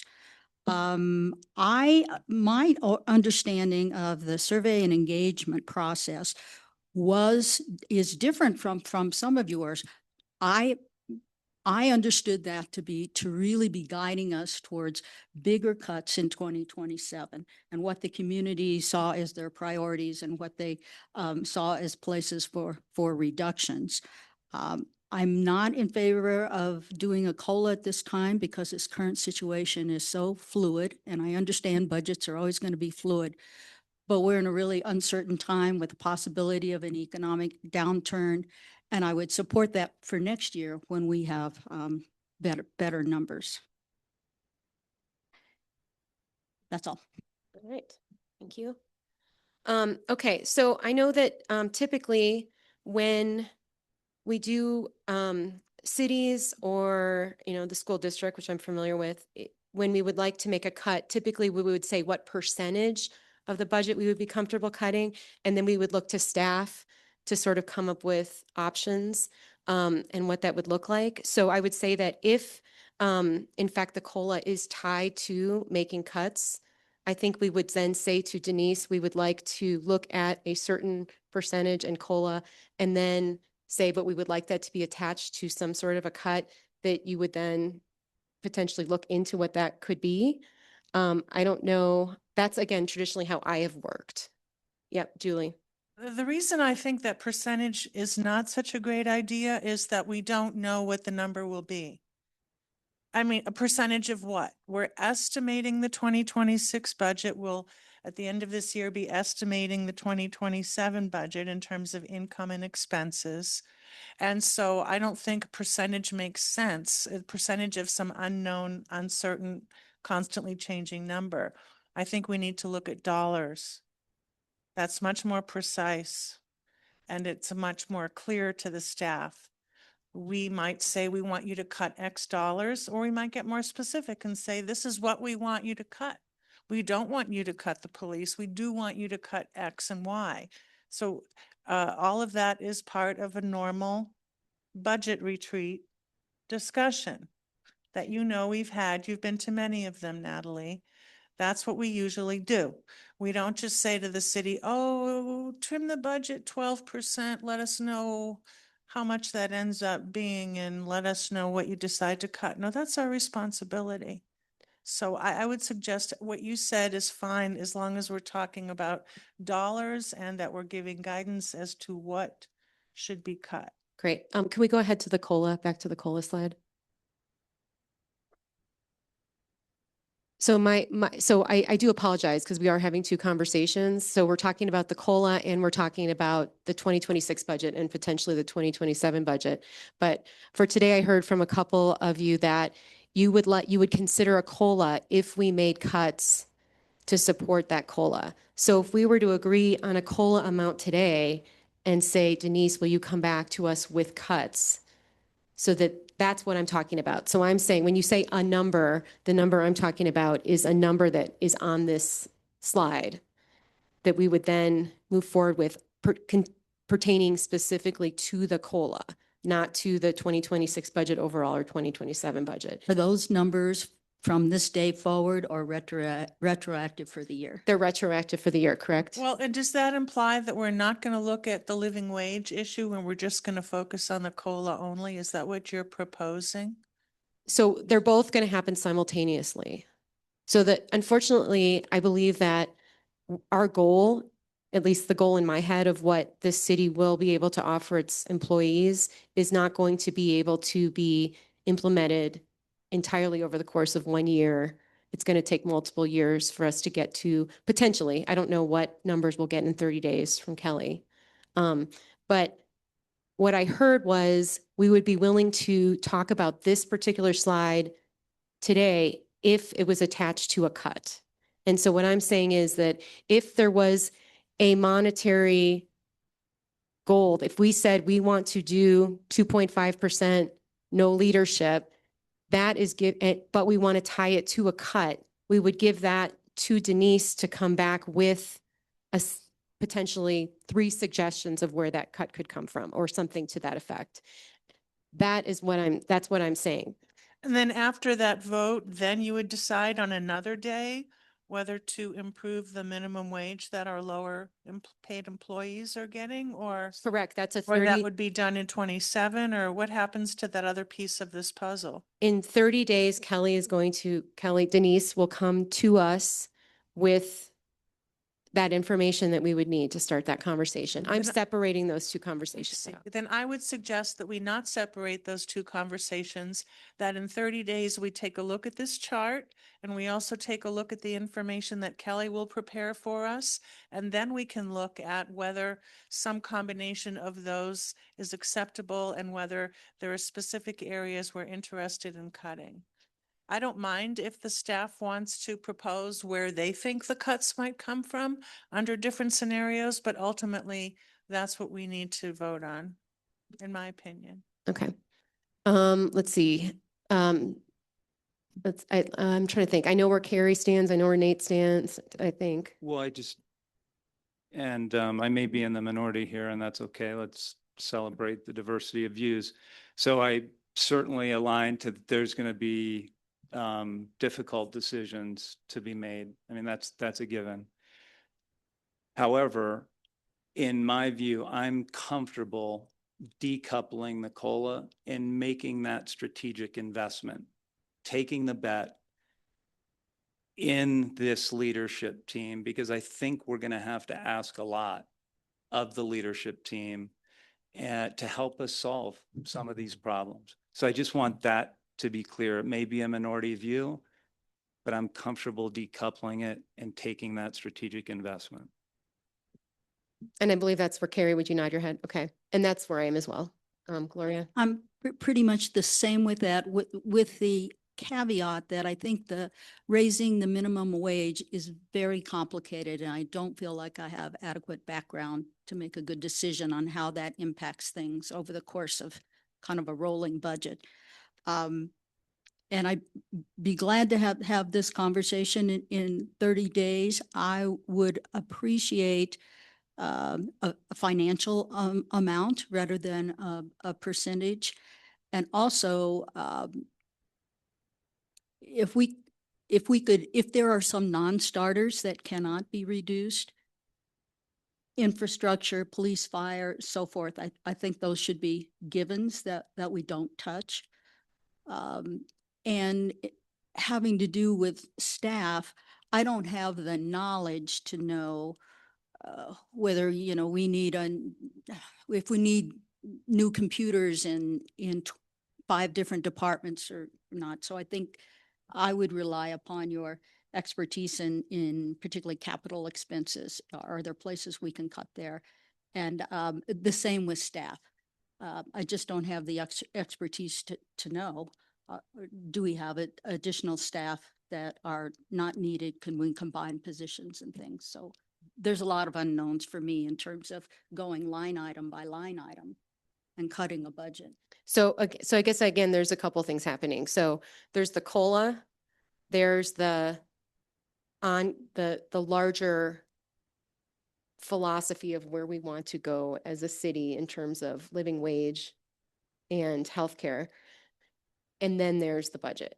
And so today, this particular question is just connected to the COLA. So are you interested in, so we have essentially 3 votes toward just passing the COLA now, knowing that it's going to be our staff that will be helping us fix our financial situation.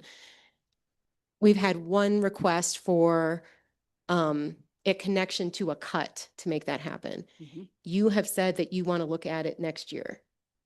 Is that correct? No, I misspoke if I said that.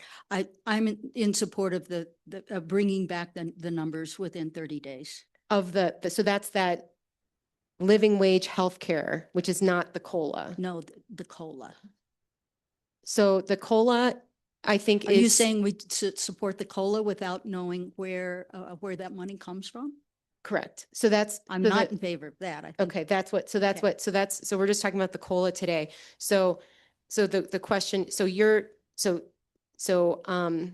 would you support the COLA if it was connected to a cut to the budget this year? Yes. Okay.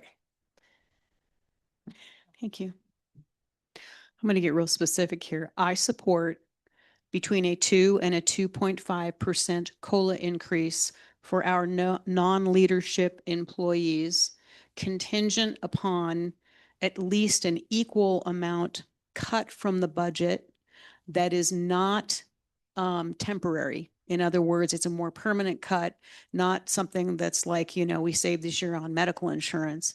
I would like to direct staff, Denise, to come up with what she thinks that might look like, and so that we can tell the employees that we're moving in that direction to make it retroactive to January 1st. So that is my specific stand on that. The reason why I'm willing to go as high as 2.5 is based on the meeting I went to yesterday on the state level, we're going to be in some interesting times. So let's get this done. The other thing that the reason why I want to do this is that Councilor Latimer brought up a really good point. This is your first budget season, and boy, right? You got walked in on all of our past budget baggage, but this is practice for you. This is practice for what we really are going to have to do. So we give a COLA increase. Denise can say, this is what it looks like at 2%. This is what we might cut it at 2.5%. We decide. That's what we do. With regards to the, I would rather have real, accurate, robust information than mandate that you get it back to us in exactly 30 days. Because in my personal opinion, while it's very important, I do also believe we have other more critical issues. So I can't wait to see this information. I think it's really awesome. This is who we are, to value taking a look at that. But I also don't want to kneecap you on, you have to have that to us in 30 days. If you don't get it to us for 45 days, but it's really good, accurate information, I'm okay with that, but I would like to take a look at it. Thank you. Gloria, is that something you'd be comfortable with? Yes. Okay, I'm comfortable with that as well. John, you're okay with that as well? John, okay, excellent. Okay, so you've been given that direction to 2.5, no leadership, but we are looking at a cut to the budget to make that happen. Excellent, thank you. Yay. This is what it's going to be like this year, right? We've got stuff to do. So I have a clarifying question. Okay, sir. why the level of, so we're taking off the table the all-employee COLA? I mean, I think we can continue the negotiation, but I think in order to actually get the votes that we would need to pass that, we have to kind of negotiate a little. And so I do believe that if we're going to pass this, that's probably what we're looking at. But if we're going to do the analysis anyway, wouldn't it, why would we need the level of specificity to take off no leadership versus all employee? Okay, so what you're saying is you'd like to look at a greater amount in a larger cut? No, I'm saying philosophically, conceptually, it's the same thing. If it sounds like the majority view is to do this trade-off type approach. And so if we're going to do the trade-off type approach, it seems to me that that conceptually would apply to whatever scenarios on the table. Right. So are you saying that we could potentially have 171 or 172,000 in cuts? Absolutely. Yeah. Okay. I think what he's saying is if Denise is going to issue a white paper or a memo for us, or Kelly or whomever is the author, I think what Nate's suggesting is, why doesn't staff give us suggestions on what they would cut if they had to cut $171,784 from the budget? If staff is only cutting $110,313 from the budget, which is the 2.5% no leadership category, then what would staff cut? And then I think what he's saying is, why don't you give us the opportunity to look at different options so that we can weigh them? Is that? Are you comfortable with that? Fine with that. Great. Excellent. Thank you. Thank you. So, okay. All right. All right. Kelly. Sure. No, that's okay. No, that was for the information that we wanted you to come back with for all employees, living wage. That was the 30 to 45 days. This COLA, we want as soon as. Is that? Yeah. That was my understanding. Does anybody? Yeah. So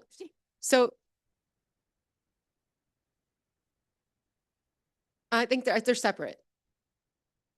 They're separate. So I'm sorry, there's two different things. So yeah, so COLA is, Denise is going to look at cuts because Kelly doesn't make cuts to the budget, right? So Denise is looking at the COLA and the cuts for the COLA.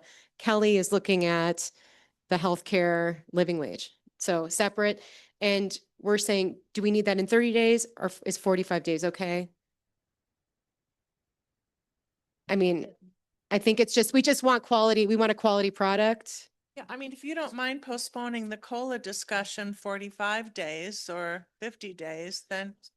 I would like to separate those out though. I think it's getting confusing. Well, the discussions will be the same, even if the assignments are different, because the information from both pertains to the discussion. It's sort of like if I'm having surgery, I don't want the doctor just to review my medical records. I also want him to look at my x-ray. Okay, so we should be looking at all this data in order to make an informed decision. There's no reason to bifurcate or separate these issues out. I think one is a long-term philosophical goal that we're working toward. This is, let's make cuts to the budget this year so that we can give a COLA this year. This is a much more simple, straightforward conversation.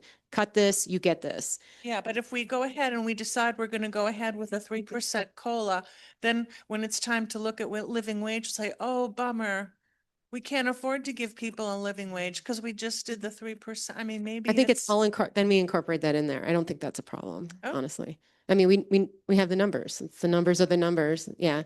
I don't think we're going to say we're overpaying someone. I don't think that's what's going to come out of this. So, okay. But good question. What's next on the Okay. Oh yeah, let's take a break. It is what good 10 minutes. It's gonna yes, thank you. Sorry. Remind me. I get into the conversation.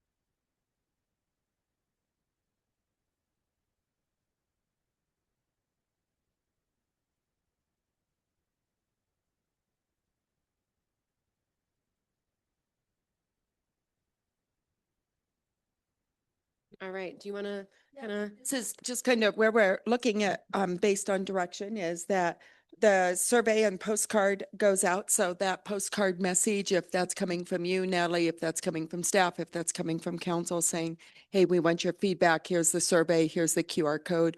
We've got that. We just need that direction. Then hopefully the survey goes out the third week of April, present findings the in May, and then the community engagements meetings are scheduled for July or June 11th and June 13th. So that's where we are with that one. Let me go to the next one. Then dates that we have right now is the end of June, early July public engagement report. July 14th, 21st is the mid-year budget amendment. August 4th and 18th. If you wanted to put something on this upcoming November ballot, those are the dates. October 10th, we have an all-day budget retreat scheduled right now. Again, if you want to make changes. And December 1st and 10th is the budget for 2027, first and second reading, so that you have all those dates that we have right here at this point. Okay. So looking at this is currently what we have scheduled in terms of our discussions around the budget. I'm guessing that council's probably going to request some kind of a special budget conversation prior to the July 14th mid-year budget amendment. Am I correct in that? Okay, got a funny look from Julie, which I'm taking as, yeah, no. So, no, so just so you're aware, that's probably going to happen. And then again, we're going to have that all-day budget retreat, but we may want to split that up into 2 days so that, we'll see how it goes. I know it's hard because all of staff have to be here, but, depending on how robust this is going to be, we want to be at our best, I would guess. Sure. Thank you for indulging me. I just want to say, and I'll bring this up again before the July 14th date comes around. And for those of you who are new to council, the typical routine has been that on the all-day budget retreat, we get these in-depth, lengthy, informative presentations by each department head on what they did the past year, what they've accomplished thus far during the year, what they intend to do in their 2027 budget year if they're granted, all the money they're hoping to get. And by the time all of those presentations have been presented and we've had an opportunity to ask follow-up questions, then it's almost time to go home.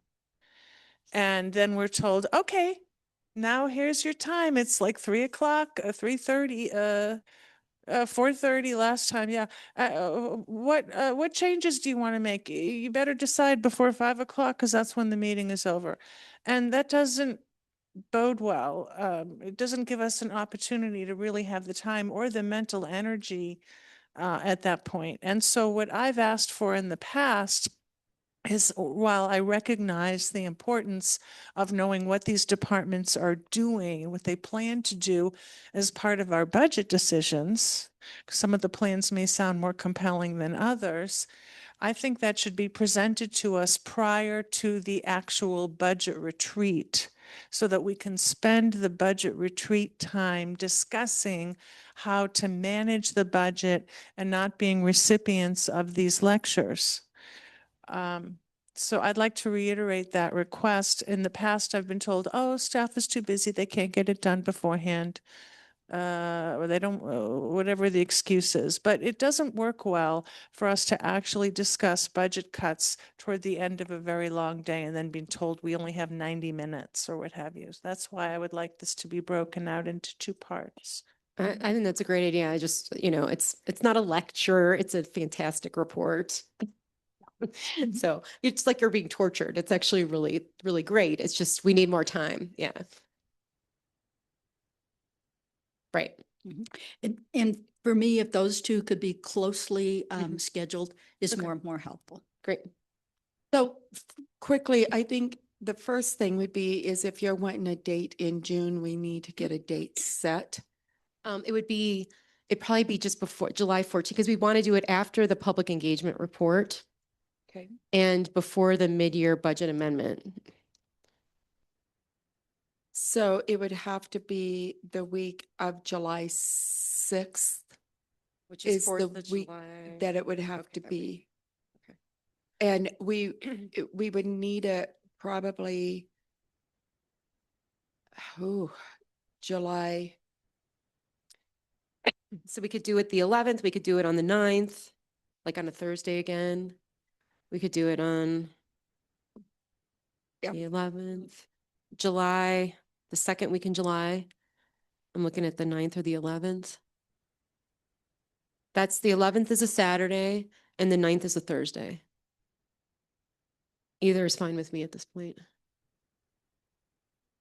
I think it's easier for staff probably on a Thursday if that's That would be doable. better. Are we good? Okay. Do we want to start at 8 again or we want to start at 9? 9? Let's start at 9. Does that sound to work? So we start at 9? Okay. There's coffee back there. That's Yeah. a budget cut. No grapes. Yeah. Okay. Yep. July 9th. Yeah, so July 9th. So that's going to be that in between. We'll have the public engagement information, but it's before we start discussing the mid-year budget amendment. Great. Okay. Yeah, yeah, it does now. So you think that's a 3-hour, 4-hour? I'm going to say 3 hour. It's all arbitrary, but we'll know closer to, what we're looking at. It usually takes from 9 in the morning when we start until around 3 in the afternoon is how it's usually gone down, maybe 2:30, 3:30. So it's pretty lengthy because they give a lot of important information and we often have questions. This is the mid-year though. Yeah, this is isn't the mid-year. budget. Yeah, so, but you're right. We'll know closer to if we need more time and we have time to adjust. Yeah, because you're right. We don't want to not have enough time. Right. So we're going to go from 9 a.m. to 9 p.m. and then we'll schedule that, but then with the idea that I'm just sending an email right now to 9 p.m.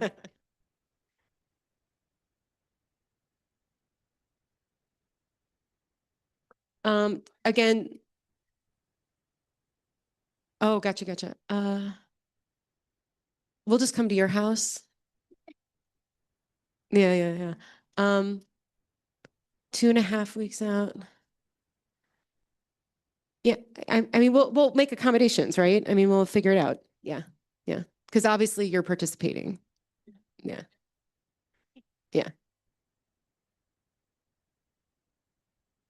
Well, you're hopefully a different age though, too. It's all different. But anyway, okay, great. So we're going to add that additional meeting. We're going to plan on the budget retreat being 2 days with the understanding that the first day would be reports from all the departments. And then the second day would be us really just diving in and working on the budget.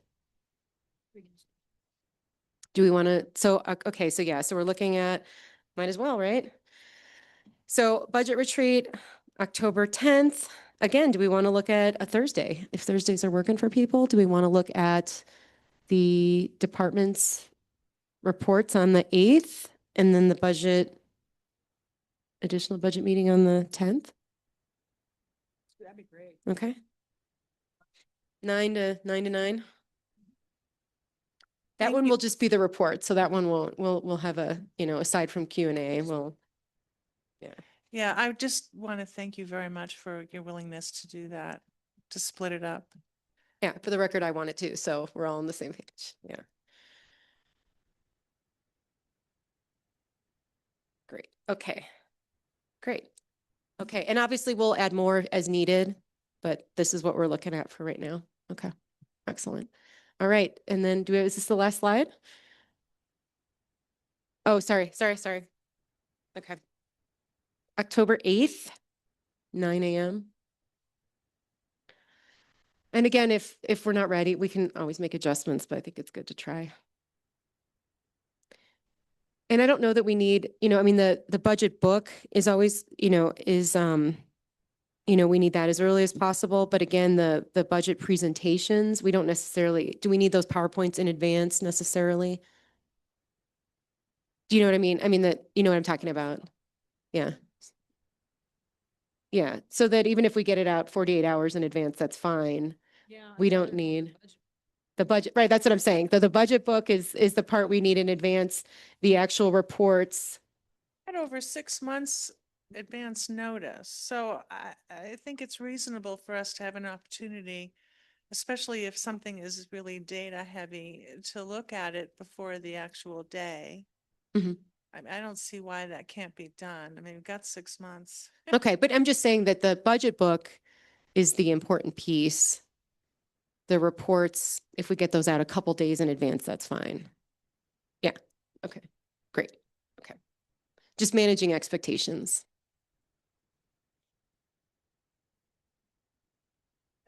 Okay, I just wanted to throw out an idea. So what do we do before every regular session? What's the first thing in our packet? It's the agenda, right? We have an agenda. And why do we have an agenda? Well, because city council has the control over the meeting. It's our meeting. And so we have an opportunity to amend the agenda. Anyone on council can amend the agenda. I'm proposing that anytime city council meets in a meeting like this, that we have some form of an agenda that a council member can make an amendment to. For example, today, if we had an agenda, now I realize when it's data heavy and we've got, staff reporting and things like that, that we don't want to tinker with a budget too much. But for example, what could have happened today was a council member could have said, I would like to amend the agenda and ask if, get a sense of how many council members would like to consider making some budget cuts today. And then have, so just an example. So I just want to throw that out as an idea for you to percolate on, because that way it gives council that then we're empowered like we are in a regular session to change or add something from the agenda if we think it's important. Just an idea. yeah, I think that's great. Doesn't it have to be that we can only amend the agenda to put a whole new issue on there? That we can't do that without prior notice, right? So like if it says like today with these vague agenda items, it would be very easily people are on notice that we're discussing the budget. So we certainly could have voted to go ahead and make some cuts today if there was, Right. majority vote. But I Right. think we couldn't put on the agenda today to discuss new rules around dog leash laws in town because that wasn't on the agenda. So as long as it's within the category, right? But otherwise, then we can always vote on what we insist on being in the agenda for the future date and do it that way so that council members can in fact have input. I agree. And so on regular sessions, when the packet drops typically on a Friday, we get a chance to look at that agenda as early as Friday. So if we got an agenda several days before a meeting like this, we could say, I'm just, wanting to put it out there that I intend to, amend the agenda for this X. So I just want to put that out there because I think that might go a little farther in getting us an opportunity to communicate. And I shared a draft agenda several weeks out, but it was in a way where I should have shared it maybe in a meeting so that we could all sort of give feedback on it or something. Okay. Yeah, no, I think that's great. Okay. Is that it? Awesome. Thank you guys. I appreciate it. As always, I think good work. Yeah, thank you for attendees. Absolutely.